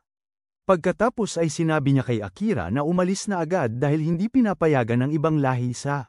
Sinabi ni Amelia sa hari na si Akira ang nagligtas sa kanya mula sa panganib at tumulong sa kanyang makauwi, pero hindi iyon alintana ng hari. Nagalit si Amelia sa kanya at sinabi na aalis na lang siya kasama si Akira dahil ayaw niyang manatili sa kanyang makitid na pag-iisip na bansa. Nagalit ang hari nang marinig ito at sinabi kay Amelia na huwag niyang isipin na malaya siyang gawin ang kahit ano. Sinabi niya na siya ang magiging pinuno ng kanilang kaharian at mananatili siya dito para alagaan ito. Medyo natakot si Amelia, pero sinabi ni Akira sa ama niya na walang ibang may karapatang magdesisyon para sa kanya at handa siyang labanan ang sinumang susubok na kunin ang kanyang karapatan. Palayo, ng mga sandaling yun, natauhan si Liam at nang malaman niyang pinabagsak ni Akira ang isa sa kanilang pinakamagagaling na mandirigma, nagpasya siyang bigyan ito ng pagkakataon. Hinamon niya si Akira sa isang duelo kung saan nakataya ang karapatan kay Amelia at hinirang niya si Kilika bilang kanyang kinatawan. Tinanggap ni Akira ang hamon at sumunod sa hari patungo sa puno ng mundo kung saan gaganapin ang duelo. Humingi ng paumanhin si Amelia sa pagkakadawat sa kanya sa gulo na ito. Ngunit sumagot siya na pinili niyang gawin ito. Tinanong niya ito tungkol sa sinasabing anak ng salot at ipinaliwanag ni Amelia na kapag ang isa sa kambal ay hindi kahawig ng kanilang mga magulang, tinatawag itong anak ng salot, na magdadala ng malaking kapahamakan sa kanilang bansa. Nagulat si Akira na kambal sina Amelia at Kilika, pero mas interesado si Knight sa kwento ng anak ng salot na napatunayang isa lamang alamat maraming taon na ang nakalipas. Kinumpirma ito ni Amelia, pero alam niya na maraming tao pa rin ang gumagamit ng terminong yun sa kanya dahil hindi siya kamukha ng kanyang mga magulang. Narating nila ang puno ng mundo at nagpas siyang huwag nang magtago si Akira dahil gusto niyang magkaroon ng patas na laban. Sinabi ni Amelia sa kanya na mag-ingat dahil si Kilika ang pinakamagaling na espadachim ng mga elf. Sinabi ni Akira na mukhang mataas ang pagtingin niya sa kanyang tusong kapatid sa kabila ng lahat. Ang nagawa niya at sumagot si Amelia na nakita niya ang pagsisikap na inilaan niya sa kanyang pagsasanay. Sa pagsisimula ng laban, hindi man lang binunot ni Akira ang kanyang espada at nang sabihan siya ni Kilika na ilabas ang kanyang espada, sinabi niya na ayaw niya siyang masaktan ng hindi sinasadya. Iniisip ni Amelia na madali siyang mananalo at mababawi ang tiwala ng kanyang ama, ngunit hindi man lang siya pinansin ni Akira. Sa halip, nagpasalamat siya kay Amelia sa pagkapikan para sa kanya kanina at nagsimulang mamula si Amelia. Kasabay nito, sinenyasan ng hari ang simula ng laban at agad na sumugod si Kilika kay Akira. Sinimulan niyang iwagayway ang kanyang espada sa kanya ng buong husay, ngunit mas mabilis siya kaysa sa kanya at madaling nakailag. Ang kanyang mga atake, nakikita niyang talagang malakas at mabilis siya para sa isang duwende, ngunit hindi pa rin siya makapantay sa kanyang mga kasanayan. Nakalusot siya sa kanya at itinulak siya papalayo, ngunit mayroon palang alas si Kilika. Ginagamitan niya ng mahika ng hangin ang kanyang espada at nagpadala ng malakas na hangin kay Akira, na nagtulak sa kanya paatras. Kahit papaano ay naiwasan niya ito, ngunit patuloy siyang itinutulak ni Kilika paatras. Hindi nagtagal ay nakahanap siya ng pagkakataong sumalakay at sinipa si Kilika, kaya siya'y natamba at nang makatayo siya, nasa likod na niya si Akira. Sinabi ni Akira na sumuko na siya at sinabihan siyang makipag-ayos kay Amelia dahil mahal pa rin siya nito. Tumanggi si Kilika, at nagpahayag na hinding-hindi niya mapapatawad ang kanyang kapatid na kumuha ng lahat sa kanya. Nagpakawala siya ng isa pang malakas na atake, itinutulak si Akira paatras, ngunit nailihis niya ang spell ng hangin sa gilid, at tinamaan ang mga sundalong elf sa halip. Inutusan ni Akira si Knight na protektahan si Amelia mula sa walang ingat na mga atake at nagbago ito sa kanyang mas malaking anyo upang harangin ang mga atake ng hangin. Samantala, sumigaw si Kilika na wala na siyang natitira dahil kinuha ng kanyang kapatid ang lahat. Naalala niya ang kanilang pagkabata noong sila ay talagang malapit sa isa't isa, ngunit nang matuklasan na si Amelia ay isang espiritista na kayang baguhin ang mundo kung kanyang kapangyarihang nagising. Nagbago ang pakikitungo ng lahat sa kanya. Hindi na nila binibigyang pansin si Kilika at ikinagalit niya yun. Ngayon gusto niyang bawiin ang lahat mula kay Amelia, na talagang nag-aalala sa kanya. Sa sandaling yun, dumating si Liam doon na may dalang balot na bagay, humihiling kay Amelia na iligtas si Kilika gamit yun. Ang balot na bagay ay naging isang sanga ng banal na puno at gamit ang kapangyarihan nito, pinalaya ni Amelia ang lahat mula sa kontrol ni Kilika. Nang makita niyang wala na siyang kontrolado, nawala sa sarili si Kilika at ginamit niya ang kanyang buong kapangyarihan para atakihin si Akira, na napagtantong kung iiwas siya, tatamaan si Amelia. Gumagamit siya ng mahika ng anino para salagin ang atake ng hangin ni Kilika, pero napagtanto niya na mas malakas siya at sa bilis ng pangyayari, lalamunin ang atake niya si Kilika. Sa tindi ng sitwasyon, nagdesisyon siyang hilahin pabalik sa kanya ang mahika ng anino. Habang kinukulong siya ng mga anino, natatakot si Akira na masaktan siya, pero laking gulat niya nang balutin ng maitim na aura ang kanyang katawan. Hindi niya maintindihan ang nangyayari pero sumugod pa rin siya, sumugod kay Kilika at napabagsak siya sa laban. Lubhang nasiraan ng loob si Kilika dahil nawala na ang lahat sa kanya, pero sinabi ni Akira na tumigil na sa pag-iyak at ang oras dahil bulag siya sa mga taong tunay na nagbibigay pansin sa kanya. Sa sandaling yun, dumating sina Amelia at Liam doon at sinabi ni Kilika na dapat ay minamaliit niya si Liam kung natapos ang kanyang mahika sa kanya muna. Sabi niya na dumiretso siya kay Amelia pagkatapos niyang makalaya, pero sinubukan ni Amelia ipaliwanag na hindi siya kailanman naging biktima ng mahika niya. Ayaw maniwala ni Kilika at tinanong kung paano nila siya parurusahan sa kanyang mga kasalanan. Gayunpaman, sinabi ng kanyang ama na kung may dapat man maparusahan, iyon ay siya. Hindi maintindihan ni Kilika ang ibig sabihin nito, kaya inalis ng kanyang ama ang mahika ng pagkalimot na ipinataw niya.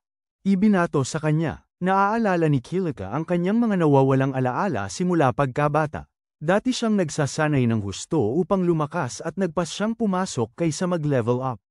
Gayunpaman, pinayagan lamang siya ng kanyang ama na pumunta hanggang sa ikatlong palapag at hindi siya sigurado kung magiging sapat yun. Isang araw, inalok siya ng isang kainahinalang babae ng tulong upang mas mabilis siyang lumakas. Binigyan siya nito ng isang mahiwagang bagay na maaaring tumawag ng mas malalakas na halimaw na tutulong sa kanya na mabilis na mag-level up at tinanggap naman ito ng inosenteng si Killia nang hindi masyadong nag-iisip. Gayunpaman, nang gamitin niya ang mahiwagang bagay, lumitaw sa harap niya ang malalakas na orc at hindi niya ito nagawang talunin sa kabila ng kanyang pagsisikap. Mas pinili niyang tumakas na lang. Pero nang sundan siya ng mga orc palabas ng piitan, nag-alala siya na baka mapanganib ang kanyang mga kababayan sa ganitong sitwasyon. Kaya nagpasya siyang harapin ang mga orc ng buong lakas. Nang malapit na siyang matalo, sumugod si Liam para tulungan siya kasama ang mga sundalo, pero biglang, isang tusong goblin ang lumundag mula sa mga palumpong at tinamaan ang dibdib ni Liam gamit ang kanyang braso. Habang tumatawa ang kainahinalang babae dahil nagtagumpay ang kanyang plano, labis na nasaktan si Kilika at kinailangan gamitin ng hari ang kanyang mahika para makalimutan niya ang lahat. Sa kabutihang palad, nailigtas ni Amelia ang sitwasyon sa pamamagitan ng paglikha ng mahika para buhayin si Liam at ang iba pang mga patay na sundalo. Pagkatapos ng araw na yun, sinikap ng lahat na lumayo kay Kilika para hindi nila aksidenteng maibunyag sa kanya ang katotohanan at inakala niya na wala silang pakialam sa kanya dahil isang spirit medium si Amelia. Sabi ng hari na gusto niyang manalo si Kilika sa laban kay Akira at patunayan ang kanyang halaga na magbibigay sa kanya ng sapat na kumpiyansa para harapin ang pagkabigla kapag ibinalik na niya ang kanyang mga alaala. Gayunpaman, hindi niya nagawang manalo sa laban at kinailangan niyang ibalik ang kanyang mga alaala sa ibang paraan. Biglang lumuhad si Liam sa harap ni Kika, sinasabi na ayaw niyang saktan niya si Amelia kaya nagpanggap siyang nasa ilalim ng kanyang mahika at tinulungan siyang palayasin si Amelia. Hindi makapaniwala si Kilika sa nangyari at ibinunyag ng hari na isang dahon mula sa puno ng mundo ang pumasok sa katawan ni Liam noong binuhay siya, kaya halos hindi siya tinatabla ng kahit anong masamang epekto. Humingi ng paumanhin si Liam dahil hindi niya naayos ang mga bagay-bagay nang hindi nasaktan ang kahit sino at napagtanto ni Kilika na siya ang may mali sa lahat. Sinisi niya ang lahat kay Amelia kahit na siya ang pinagmulan ng gulo para sa lahat ng nakapaligid sa kanya. Nagsimula siyang umiyak at isinumpa ang sarili, ngunit sinabi ni Amelia na huwag niyang gawin yon dahil kamangha-mangha siya. Nagkaroon ng madamdaming pagtatagpo ang dalawang magkapatid at saka sumugod ang mga sundalo para alamin ang kalagayan ni. Alagaan si Kilika at gamutin ang kanyang mga sugat. Nagulat siya na nakita niyang nagmamalasakit sa kanya ang lahat kahit hindi niya sila kontrolado. Naghanda ang hari ng isang salo-salo para kay Akira dahil nanalo siya sa laban at pumayag siyang hayaan si Amelia na magdesisyon sa kanyang kinabukasan. Nagpasya siyang sumama kung saan man pupunta si Akira at ipinahayag niya na pupunta siya sa kontinente ng mga Beastman dahil sinabi ni Knight na yun ang pinakamagandang lugar para ipagpatuloy ang kanyang paglalakbay. Pagkatapos ng salo-salo, tinawag ni Amelia si Akira sa isang tahimik na lugar at hiniling na banggitin ang kanyang pangalan. Ginawa naman niya ito at sumaya siya nang tawagin siya sa kanyang pangalan. Ipinapangako niya na hindi sila maghihiwalay at napapangiwi si Knight sa nakikita niyang pag-uugali nila na parang mga bata. Kasabay nito, ang mga kaklase ni Akira ay nasa isang barko. Nagpaumanhin si Sato kay Asahi dahil hindi na nila nahintay si Akira, ngunit naiintindihan niya ito dahil hindi sana sila naging mas malakas doon. Kaya naman pupunta sila sa kontinente ng Beastman para hasain ang kanilang mga kasanayan at kumuha ng mas magagandang armas. Hindi nagtagal, oras na para umalis sina Akira at Amelia sa kaharian ng elf at nagtipon ng lahat para magpaalam sa kanila. Nagkaayos na sina Amelia at Kilika at sinabi rin nina Liam at Akira sa isa't isa na alagaan ang kanilang mga anak na babae. Sinabi rin ng hari kay Akira na may mga sundalong sasama sa kanya hanggang sa hangganan ng kanilang bansa dahil maraming nagaganap na pagdukot sa lugar na yun kamakailan. Kumapit si Amelia kay Akira, sinasabing sapat siyang malakas upang protektahan siya, ngunit hindi lubos na kumbinsido ang hari dahil talagang nag-aalala siya para sa kanyang anak. Sinabi ni Kilika na sasama siya upang protektahan si Amelia sa halip na hari at gusto ni Liam na sumama sa kanya. Gusto ring sumama ng iba pang mga sundalo, ngunit ayaw ni Akira ng anumang pasanin kaya tinanggihan niya silang lahat. Hindi nagtagal, sumakay sina Akira at Amelia sa karwahe papunta sa hangganan habang pinapanood sila ng mga sundalo. Nagtanong si Akira kay Knight kung bakit tahimik siya sa harap ng hari ng mga duwende at sumagot siya na karamihan sa mga tao ay hindi gusto ang mga halimaw at nanatili siyang tahimik para hindi makagulo kay Akira. Tinanong naman siya ni Akira kung hindi ba siya mapapahamak sa demonyong hari kung magpakabait siya ng sobra at kinumpirma ito ni Knight. Sabi niya na nakakonekta pa rin ang kanyang pandama sa demonyong hari kaya nakikita at naririnig niya ang lahat. Gayunpaman, hindi kontrolado ng demonyong hari ang kilos at katapatan ni Knight at sinabi niyang hindi niya ipagkakanulo si Akira. Tinanong ni Akira kung ano ang gagawin niya kung sakaling kailangan niyang lumaban sa demonyong hari at nagdesisyon si Knight. Huwag muna isipin yun ngayon. Sabi niya gusto lang makita ni Demon Lord si Akira at iminungkahi ni Amelia na baka gusto niya maging kaibigan nito.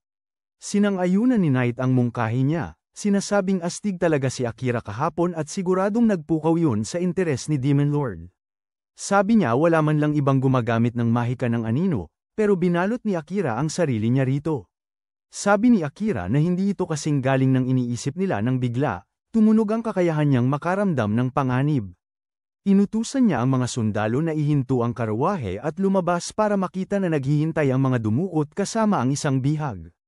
Nagbanta silang papatayin ng babae kapag kumilos sina Akira at ang grupo niya at sa kanila iniabot sa kanila. Isang lubid para pagtalian ang isa't isa. Nakilala ng isa sa mga bandido si Amelia at nag-isip siya kung gaano kasaya ang kanilang pinuno kapag dinala nila ang prinsesa ng duwende bilang alay. Habang abala ang mga bandido, ginamit ni Akira ang kanyang kakayahan para magtago at pinatulog ang mga bandido bago pa man sila makakurap. Nang bumalik siya sa normal, nakahiga na ang mga bandido sa lupa at sinabi ni Akira sa mga sundalo na gapyusan sila. Samantala, pinalaya ni Amelia ang bihag at tinanong ni Akira ang mga bandido. Nagtatanong tungkol sa kanilang pinuno na tinatawag nilang Gram kanina, sinabi ng isang sundalo na si Gram ay isang maharlika sa Uruk, ang pinakamalaking bansa ng mga taong hayop. Inutusan ni Akira ang mga sundalo na ibalik ang mga bandido sa kapital dahil kayanan niyang magpatuloy sa paglalakbay ng mag-isa mula dito. Sinabi ng mga sundalo na inutusan silang samahan siya papunta sa daungan, ngunit nakumbinsi sila ni Akira na bumalik na. Di nagtagal, nakarating sila sa daungan at sumakay sa barko. Sinabi ni Akira sa kanyang mga kaibigan na sa sandaling makarating sila sa kontinente ng mga taong hayop, kukuha siya ng magagandang sandata at lalo pang magpapalakas. Nagulat si Amelia na gusto pa rin niyang lumakas at sumagot si Akira na gagawin niya ang lahat para makapaghiganti kay Commander Seren. Sinabi ng kabalyero sa kanya na ang bayan sa daungan sa kontinente ng mga taong hayop ay may piitan at maaari siyang magpalakas doon. Gayunpaman, ang pagpunta doon ay aabutin sila ng ilang araw at sa ngayon, dapat lang silang magpahinga at mag-enjoy sa biyahe. Habang naglalayag ang barko, nasa sabik si Amelia na gayahin ang mga eksena mula sa Titanic. Ikinukwento niya kung paano niya gustong gawin ang pose ng Titanic kasama siya, ngunit siya ay isang lalaking walang pakialam at hindi siya pinapansin. Sa halip, nagpasya siyang basahin ang librong ibinigay sa kanya ng hari bilang pamamaalam. Isinusumpa ni Amelia ang kanyang ama sa pagbibigay kay Akira na siyang umaagaw ng atensyon ni Akira mula sa kanya, ngunit hindi niya. Nagmamalasakit sa opinyon niya. Patuloy siyang nagbabasa ng mga libro sa buong paglalakbay nila at hindi nagtagal, nakarating sila sa kontinente ng mga taong hayop. Ang una nilang hinto ay ang bayang daungan ng Or, at napansin ni Akira na mga tao lamang ang gumagawa ng hindi niya masyadong pinag-isipan ito at nagpatuloy sa kanyang lakad. Ngunit pagkatapos ay hinarang siya ng 3 maliliit na kriminal. Sinabi nila sa kanya na iwanan ng babaeng elf at tumakbo, at dahil sa kanilang pag-uugali, napagtanto ni Akira na ang mga taong hayop ay may diskriminasyon laban sa mga tao. Lumapit siya sa mga taong hayop, na minamaliit siya at sumugod upang sana ay saktan siya. Ngunit ginamit ni Akira ang kanyang mahika ng anino upang maghagis ng mga bolang kadiliman sa kanilang mga mata, ninanakaw ang kanilang pangitain. Pagkatapos, naglakad siya papunta sa lungsod kung saan mukhang takot ang lahat kay Knight. Tinanong ni Amelia si Knight kung may alam siya tungkol dito, at sumagot siya na ang mga tao sa kontinenteng ito ay may magandang dahilan para matakot sa mga itim na pusa. Hindi nagtagal pagkatapos noon, nag-book sina Akira at Amelia ng silid sa hotel at kumain ng masarap. Nagpasya si Akira na matulog, at sinabi ni Amelia sa kanya na medyo malaki ang kanilang mga kama. Sinabi niya na sapat na ang isang kama para sa kanilang dalawa, at nagulat si Akira dahil hindi niya inaasahan na magiging ganito siya kadirekta. Nagpasya si Knight na gumanap bilang taga-suporta para kay Amelia, at sinabi niya kay Akira na siya ay naglalakad sa hating gabi, kaya dapat gawin nila ang gusto nila. Naguguluhan ngayon si Akira at masayang nagtungo si Amelia sa banyo para maligo. Ngunit paglabas niya ng banyo, nakatulog na si Akira, at ayaw niya itong gisingin. Dahan-dahan niya itong hinalikan sa pisngi at natulog sa tabi niya. Ngunit lumalabas na nagkunwari lamang natulog si Akira dahil wala siyang gustong gawin sa babaeng dispo. Kinabukasan, bumalik si Knight tamang-tama paggising ni Akira. Nagising din si Amelia pagkatapos ng ilang segundo, at sinabihan sila ni Knight na magbihis, dahil may darating na bisita. Ang bisita ay isang goth na panday na may halimaw na anyo na nagngangalang Crow, na ipinatawag ni Knight para tulungan si Akira. Malamig na sumagot si Crow na hindi niya matatanggihan ang isang tawag mula sa bangungot ng Alderia at nagtataka si Amelia kung ano ang ibig sabihin nito. Si Akira naman, ay may ideya na kung ano ang pinagsasabi ni Crow, kaya hindi na siya nagdetalye. Ipinakilala niya ang kanyang sarili, at agad na hiniling ng panday na makita ang kanyang sandata. Ipinakita ni Akira ang espada na maraming bingkong, at agad na nakita ni Crow kung saang piitan niya ito ginamit batay sa mga pattern ng sira. Humanga si Akira at nagtanong kung maaari niya itong ayusin, at sumagot ang goth na halimaw na gagawin niya ito para sa tamang halaga ng pera at mga materyales. Tinanggap ni Akira ang mga kondisyon at sa kanya hiniling na maghanda rin siya ng 20 sandata na pambato. Napagtanto ni Crow na isang assassin si Akira, ngunit pakiramdam niya ay hindi pa siya handang gamitin ang kanyang mga sandata nang hindi ito nasesira. Nagalit si Amelia nang marinig ito, ngunit sinabi ni Akira na kumalma siya dahil tama si Crow. Sumang-ayon si Knight, sinasabing si Crow ay maaaring panday ngayon ngunit noong unang panahon, siya ay miyembro ng grupo ng mga bayani.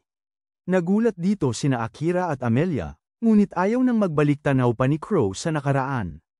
Inabot niya kay Akira ang listahan ng mga kinakailangang materyales pati na rin ang halaga ng pagkukumpuni. Umalis siya dalayon at sinabi ni Knight kay Akira na maaaring mayabang si Crow, pero siya ang pinakamagaling na panday sa buong kontinente. Naniwala si Akira, pero nag-iisip siya kung paano siya mabilis na makakaipon ng kinakailangang pera. Sinabi ni Knight na magpunta siya sa piitan at manghuli ng mga halimaw para doon, at maaari rin siyang makakuha ng mga hilaw na materyales sa proseso. Samantala, si Amelia ay nagiging di mapakali at bigla niyang sinabi kay Akira na kakausapin niya si Crow tungkol sa isang bagay. Sinabi niya kay Knight na samahan si Amelia habang kumukuha siya ng impormasyon sa pansamantala. Sinundan ni Amelia si Crow sa kanyang pagawaan at malamig siyang tinanong nito kung ano ang kailangan niya. Sabi ni Amelia, nabigo ang nakaraang grupo ng mga bayani na talunin ang hari ng demonyo at tanging ang bayani at ang taong hayop lang ang nakabalik. Iniisip ni Crow na gusto niyang magtanong tungkol sa elf na miyembro rin ng grupo nila, pero hindi interesado si Amelia doon. Sa halip, gusto niyang matuto kung paano lumaban mula kay Crow, dahil malinaw naman na sapat ang lakas niya para makatakas mula sa kastilyo ng hari ng demonyo. Agad na tinanggihan ni Crow ang hiling niya, sinasabi sa kanya na hindi na siya kukuha ng mga disipulo. Nagulat si Amelia nang marinig ito at nagtanong kung nagkaroon na siya ng disipulo noon at sinabi ni Crow na marami siyang naging disipulo pero walang nakatagal sa pagsasanay niya at sila ay sumuko o tumakas. Nangako si Amelia na hindi siya tatakas o magpapahina. Gusto niyang manatili kay Akira, pero mas malakas ito sa kanya kaya gusto niyang magsanay ng husto at abutin ang antas nito. Tumanggi pa rin si Crow sa kanyang hiling at saka bumaling kay Knight, sinasabing tinanggap lang niya ang hiling para kumpunihin ang mga armas ng kanyang amo at wala nang iba pa. Sumang-ayon si Knight doon at sinabi sa kanya na hindi amo si Amelia kaya pwede niya itong tanggihan. Pero, hindi siya natutuwa na tinatawag siya ni Crow na bangungot ng Adyuria sa bawat oras. Sabi ni Crow na yun lang ang nararapat na itawag sa kanya at hindi mapigilan ni Amelia ang kanyang pagtataka. Ngayon, tinanong niya si Knight kung ano ang pinag-uusapan nila at sinabi niya sa kanya na 100 taon na ang nakalipas, Ang Adyuria ang pinakamaginhawang lungsod sa kontinente ng mga beast folk. Iniutos ng Demon Lord sa kanya na salakayin ito bilang ganti sa pagsalakay ng mga beast folk sa kanyang teritoryo. Ang kanyang layunin lamang ay magdulot ng kaunting pinsala at takutin ang mga nasa kapangyarihan, ngunit nanaig ang kanyang nakakatakot na likas at nawala siya sa kontrol, lubusang winasak ang lungsod. Nang araw na yun, nakuha niya ang bansag na bangungot ng Adyuria at ang mga itim na pusa ay naging simbolo ng takot sa buong kontinente. Naririnig ni Akira ang buong kwento dahil sa kanyang telepathic na koneksyon at nakaramdam siya ng awa para kay Knight. Ngayon, sinabi ni Knight kay Amelia na dahil sa pangyayaring yun, labis siyang nagimbal kaya pakiramdam niya ay wala nang saysay ang kanyang buhay. Gayunpaman, matapos niyang makilala si Akira, nakamove on na siya sa kanyang kaiyahiyang nakaraan at ngayon ay gusto na niyang mabuhay para sa kanyang bagong amo. Umismed si Crow nang marinig yon, ngunit sinabi niya kay Knight na wala siyang sama ng loob dito. Ipinagpatuloy niya ang kwentong sinasabi ni Knight at sinabi kay Amelia na hindi pa nagtatagal pagkatapos ng insidente, pumunta siya sa isang memorial upang magbigay pugay sa mga biktima ng mga pag-atake ni Knight. Nakakagulat, nandoon din si Knight at nagkakilala sila. Sinabi ni Knight kay Chloe na saktan siya kung gusto niya gumanti, ngunit hindi interesado ang taong hayop. Akala niya na si Knight ay isa lamang kasangkapan para sa Panginoon ng demonyo at walang saysay ang gumanti sa kanya. Gayunpaman, hindi rin niya gustong gumanti sa Panginoon ng demonyo, dahil iba ang kanyang tunay na kaaway. Sinabi niya kay Knight na nakatira ang kanyang kapatid sa lungsod, ngunit hindi siya namatay sa kanyang pagsalakay. Kabilang siya sa mga nakaligtas at tumutulong sa pagliligtas ng mga sugatan nang dumating doon ang maharlikang nagngangalang Graham. Nagmamadali siyang umalis sa bayan dahil natatakot siyang babalik si Knight at handa siyang daanan ang mga bumagsak na gusali para magbukas ng daan. Hindi alintana ang mga taong naipit doon, sinubukan pigilan siya ng kapatid ni Crow, pero sinipa niya ito at pagkatapos ay sinimulang pasabugin ang lahat ng nasa daan niya. Nagdulot ng kamatayan sa lugar, galit na galit si Crow at gusto niyang maghiganti kay Graham, ngunit pinigilan niya ang sarili dahil naisip niyang hindi gugustuhin ng kanyang mabait na kapatid yon. Tinawag siyang duwag ni Amelia pagkarinig sa kanyang kwento, dahil pakiramdam niya ginagamit niya ang kanyang kapatid bilang dahilan para takasan ang gulo. Nagalit siya doon, pero ibinunyag ni Amelia na dati rin siyang ganoon, pero binigyan siya ni Akira ng lakas ng loob para harapin ang kanyang mga problema. Hindi na kayang pakinggan pa ni Crow ang pangangaral niya at sinabi niyang lumayas na siya. Sa kabilang banda, pumunta si Akira sa piitan at natuklasan na ang pagpasok ay limitado ayon sa ranggo ng adventurer, habang iniisip niya na itago ang kanyang presensya para makalusot. Isang paglaganap ng mga halimaw ang naganap. Malalaking galami ng enerhiya ang bumutes sa gusali ng piitan at malalakas na halimaw ang lumabas mula sa mga butas. Sinusunog ng mga galami ng enerhiya ang lahat ng nasa daan nila at si Amelia, nakababalik lang mula sa lugar ni Crow, ay ginamit ang kanyang mahika ng grabidad para pigilan ang mga ito. Sinabi niya kay Knight na tulungan ang mga tao at dali-dali siyang sumugod para sagipin ang maraming tao hanggat kaya niya, habang pinapanatili ni Amelia ang kontrol sa enerhiya. Isang nakatalukbong na batang lalaki ang dumating doon na nakasakay sa isang halimaw at sinabi na ang kanyang mahika ay nagbabalik ng ilang maganda. Mga alaala, nakilala ni Amelia na siya ang lalaking nanloko kay Kilika para palayain ang grupo ng mga orc na humantong sa insidente. Ipinakilala ng bata ang kanyang sarili bilang si Orem at sinabi kay Amelia na inutusan siya ng Panginoon ng demonyo na huwag siyang patayin dahil mayroon siyang kakaibang mahika. Gayunpaman, pinahihintulutan siyang saktan siya ng sapat lamang para panatilihin siyang buhay. Tumutugtog siya ng isang kakaibang flauta at pinapadala ang mga hibla ng enerhiya upang palibutan siya at napansin ni Amelia na may mga halimaw na naghihintay sa loob nito.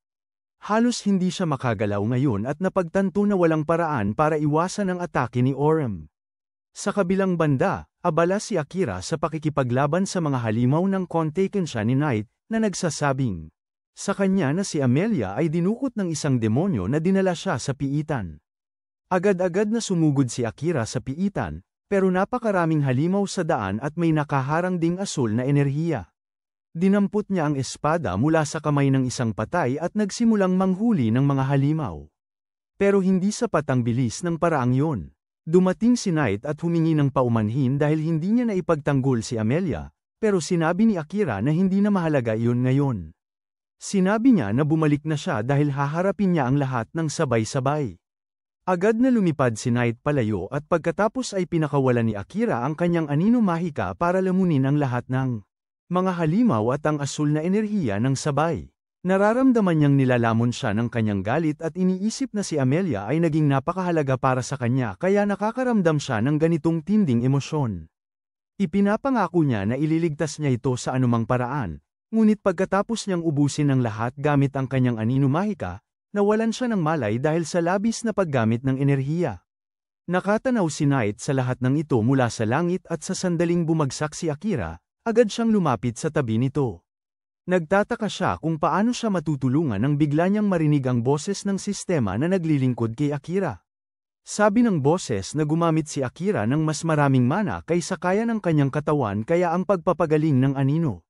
Kusang gagana ang mahika upang gamutin siya. Mabilis na tinakpan ng mga anino si Akira at pagkatapos ay nagsimulang magliwanag ang kanyang katawan habang ginagamit ng mahika ng anino ang nakaimbak na mana upang ayusin ang kanyang katawan. Namamangha at nagtataka na lang si Knight habang pinapanood ito, hindi maintindihan ang nangyari. Pagkatapos ng isang araw, nagising si Akira na biglang napabalikwas at tinanong si Knight kung nasaan siya ngayon.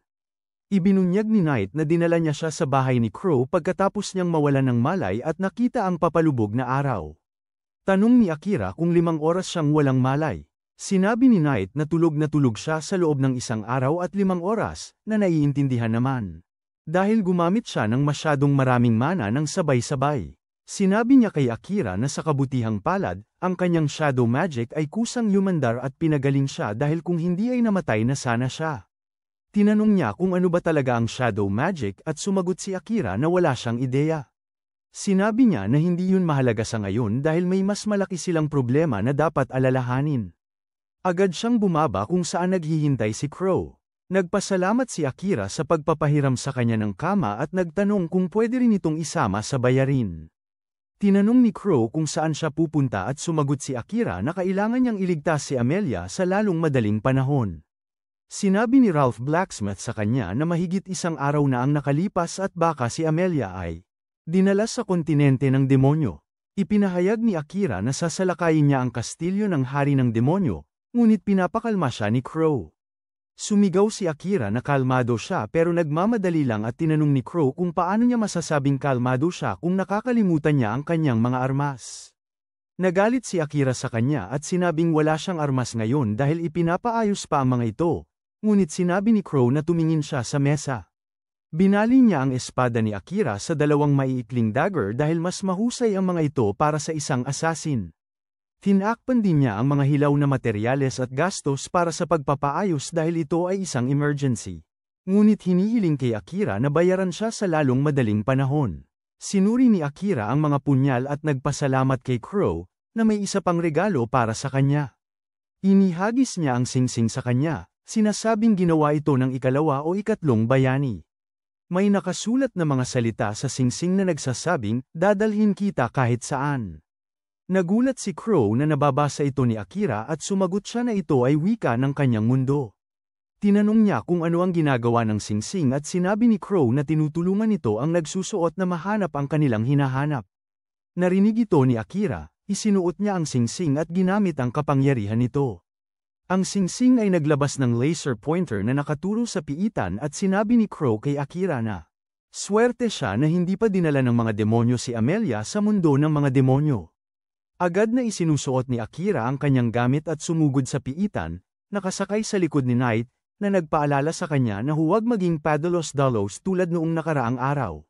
Sumang-ayon si Akira. Sinasabing hindi sana siya nagmadaling isugal ang kanyang buhay dahil nangangahulugan iyon na maaari ring mamatay si Knight kasama niya. Sinabi ni Knight sa kanya na hindi siya nag-aalala para sa sarili niya at ayaw lamang niyang mapahamak si Akira. Samantala, si Amelia ay nasa piitan, pagod at sugatan. Masayang kinakausap siya ng demonyong nagngangalang Orem, sinasabing napakaganda ng nangyayari sa ngayon. Ibinunyag niya na may spell ang mga demonyo para kontrolin ang mga halimaw, pero interesado siyang malaman kung paano ito nakaaapekto sa mga tao at iba pang nilalang.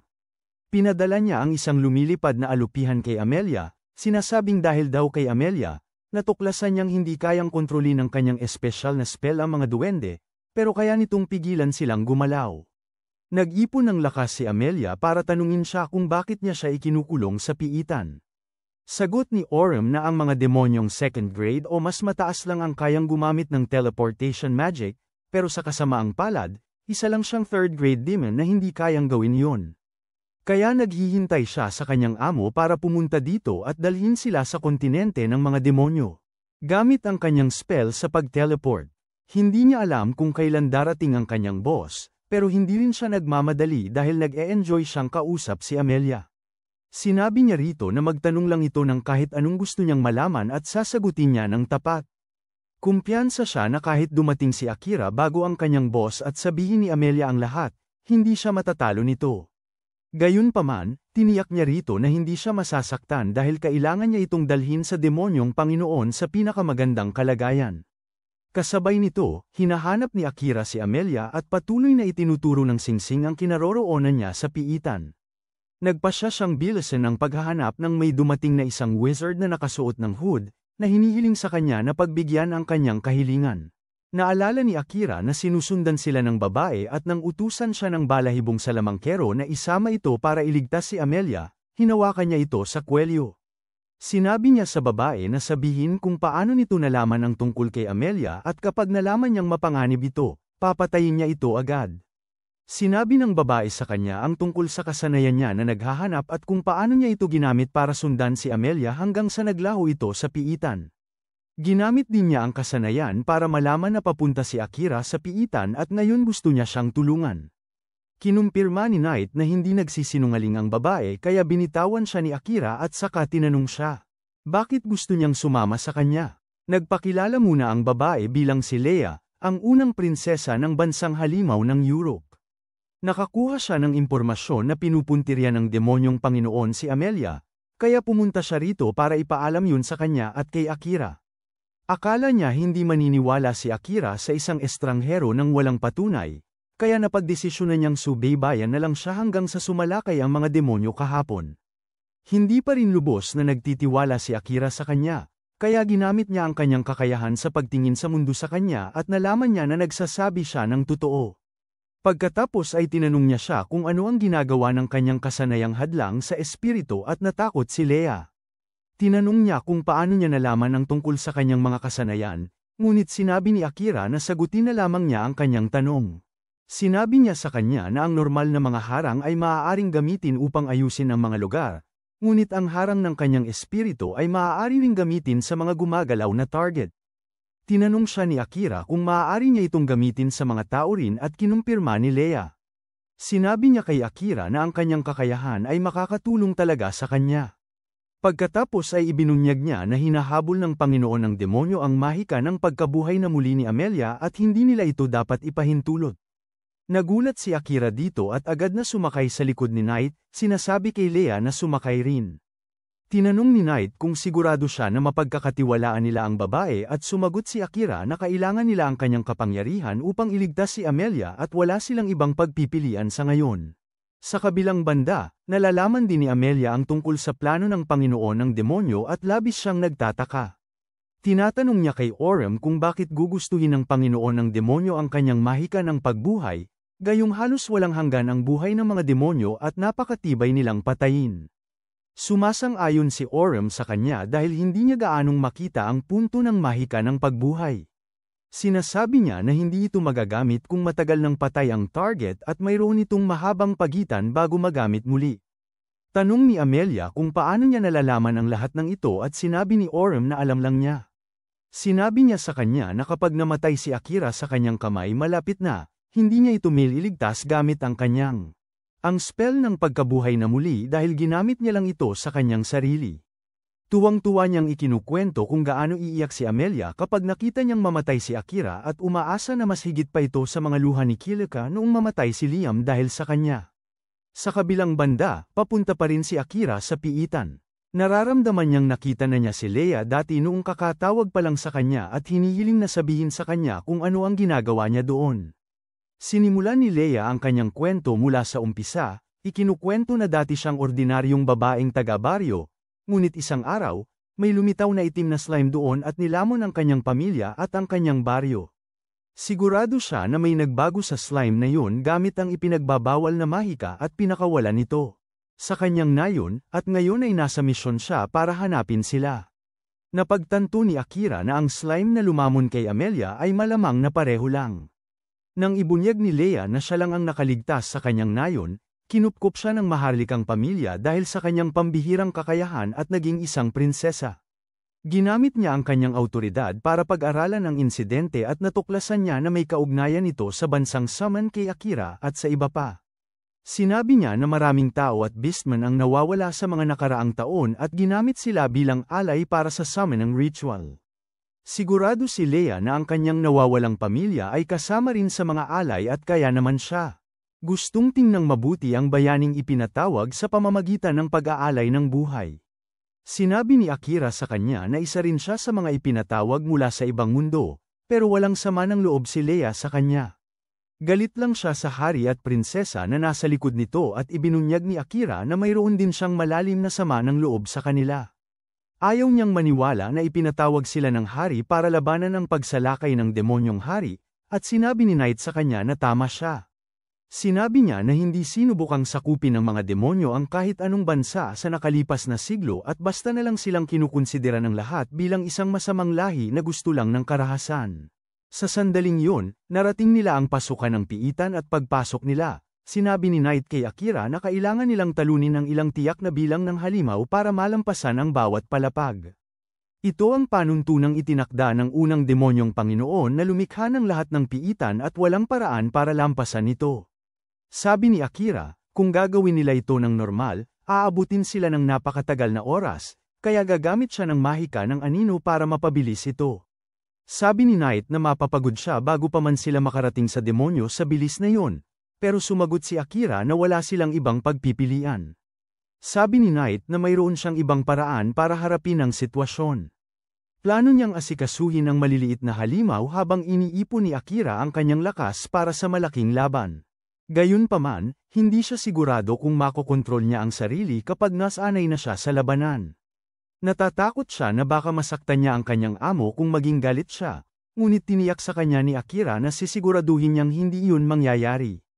Hiniling niya kay Knight na tulungan siya at agad itong nagbagong anyo sa kanyang 3 ulong anyo.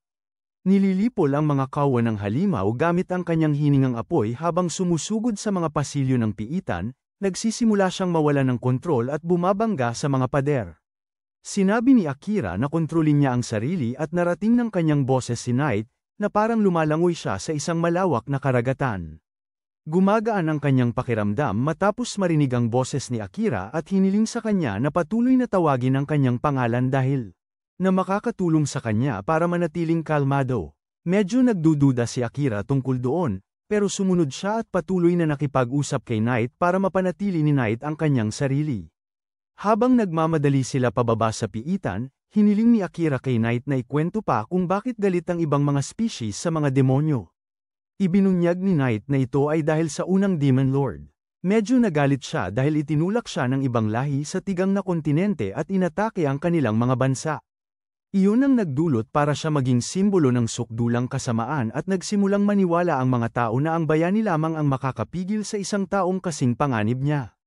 Patuloy na nililipol ni Knight ang mga halimaw sa harapan niya habang sinasabi kay Akira na karamihan sa mga Demon Lord ay hindi sumubok umatake sa mga tao, pero mga ilang henerasyon na ang nakalipas, may isang hanggal na gustong sumikat na pumatay sa asawa ng Demon Lord. Ang Demon Lord noon ay medyo kalmado na tao na mahal ang kanyang pamilya, pero nang mawala ang kanyang asawa, naging isang panganib siya. Naaawa si Akira sa kawawang lalaki, pero iniisip niya na kung talagang inutusan niya ang kanyang mga tauhan na kunin si Emilia, pagbabayaran niya iyon. Walang problema si Knight doon, pero sinasabi niya kay Akira na tandaan na hindi lahat ng demonyo ay pareho. Ang ilan ay talagang malupit at gustong durugin ang lahat ng ibang lahi, pero ang iba ay gustong makamit ang kapayapaan sa lahat ng uri na nabubuhay sa planeta. Sinabi ni Akira sa kanya na maaalala niya yun at pagkatapos noon, nakarating sila sa silid kung saan naroroon si Emilia. Agad sinabi ni Akira sa demonyo na babawiin niya si Emilia at inutusan si Leia na maglagay ng panangga sa kanya. Samantala, bumalik si Knight sa kanyang dating anyo at sinabi ni Orem na humanga siya sa kanang kamay ng Demon Lord, na dinala ang assassin dito ng napakabilis. Hindi siya pinansin ni Knight at humingi ng paumanhin kay Akira dahil hindi niya ito matutulungan sa ngayon. Humingi rin ng paumanhin si Emilia sa kanya dahil isinama niya siya sa gulo na ito at sinabi ni Akira sa kanilang dalawa. Para magpahinga, sinabi niya kay Emilia na hindi niya hahayaang mapunta siya sa iba at binunot ang kanyang mga punyal. Ipinatawag din ni Orem ang kanyang mga sandata, sinasabi kay Akira na matatalo siya sa labang ito at mawawala ang kanyang buhay. Ipinaalala ni Knight na inutusan sila ng Demon Lord na dalhin si Akira sa kanya, ngunit sumagot si Orem na ang tanging utos sa kanya ay ibalik si Emilia ng buhay. Sinabihan siya na patayin si Akira kung susubukan niyang pigilan siya at hindi makapaniwala si Knight na magbabago ang isip ng Demon Lord ng ganito. Habang abala sila sa pag-uusap, biglang sumunggab si Akira sa likuran ni Orem at inatake siya. Madaling hinarang ng demon ang kanyang atake at saka sumagot sa pamamagitan ng pagpahaba ng kanyang sibat at sinasaktan ang binti niya. Patuloy pa rin si Akira sa walang awang pag-atake sa kanya, pero walang isa man sa mga atake niya ang nakakalusot sa depensa ni Orem, na parabang nagbibiro lang sa laban. Paulit-ulit niyang nasusugatan si Akira, pero napagdesisyonan niyang tapusin na ang laban dahil hindi na ito kasing saya ng inaasahan niya. Sinabi ni Akira na siya ang tatapos sa laban at ginamit niya ang shadow magic niya. Pumunta ang mga anino sa mga lugar kung saan tumapon ang dugo niya at gumamit si Akira ng espesyal na kakayahan para tumawag ng mga halimaw ng anino gamit ang dugo niya. Gulat ang lahat nang makita ito at nahihirapan si Orem na harapin ang mga anino. Mga hayop na umaatake sa kanya mula sa lahat ng panig. Habang abala siya sa pagharap sa mga lobong anino, sumugod si Akira papunta sa kanya at sinugatan ang kanyang braso at binti, dahilan para mabitawan niya ang kanyang sandata. Gayunpaman, si Akira ay talagang pagod na rin ngayon at si Orem ay mayroon pang mga ibang paraan. Tinugtog niya ang kanyang nakakatakot na flauta, tinatawag ang mga halimaw na nasa ilalim ng kanyang utos upang lumaban para sa kanya. Napapanik si Akira nang makita ito dahil ang kanyang shadow magic ay hindi pa maaaring gamitin at hindi niya alam kung paano niya ipagtatanggol ang kanyang sarili. Inihanda ng mga halimaw ang kanilang malakas na atake para sirain siya sa isang bagsak, ngunit ginamit ni Leia ang lahat ng kanyang kakayahan na lumikha ng malaking harang sa paligid ni Akira bago siya bumagsak. Una, sinasalo ng harang ang mga atake ng mga halimaw at nang susubukan na nilang lumapit para makipag-away, binabalik nito ang kanilang mga atake sa kanila, sumasabog ang kanilang mga ulo. Agad pagkatapos noon, lumapit si Amelia kay Akira, sinasabi sa kanya na kaya na niyang gumalaw dahil humina na si Orem. Nagtago siya sa likod niya at sinabi ni Orem na dismayado siya sa sarili niya. Itinutok ni Akira ang kanyang punyal sa kanya, pero nag-aalangan siyang tapusin siya. Sinabi ni Orem na bilasan niya, tinutokso siya na isa raw siyang assassin na hindi man lang kayang pumatay ng kanyang walang kalaban-laban. Habang nagtataka si Akira kung paano niya papatayin ang isang taong halos katulad niya, biglang lumitaw ang amo ni Orem. Hindi siya natuwa na natalo si Orem. Ngayon, natatakot sina Akira at ang kanyang mga kaibigan dahil alam nilang hindi nila kayang talunin ang isang demonyong pangalawang grado.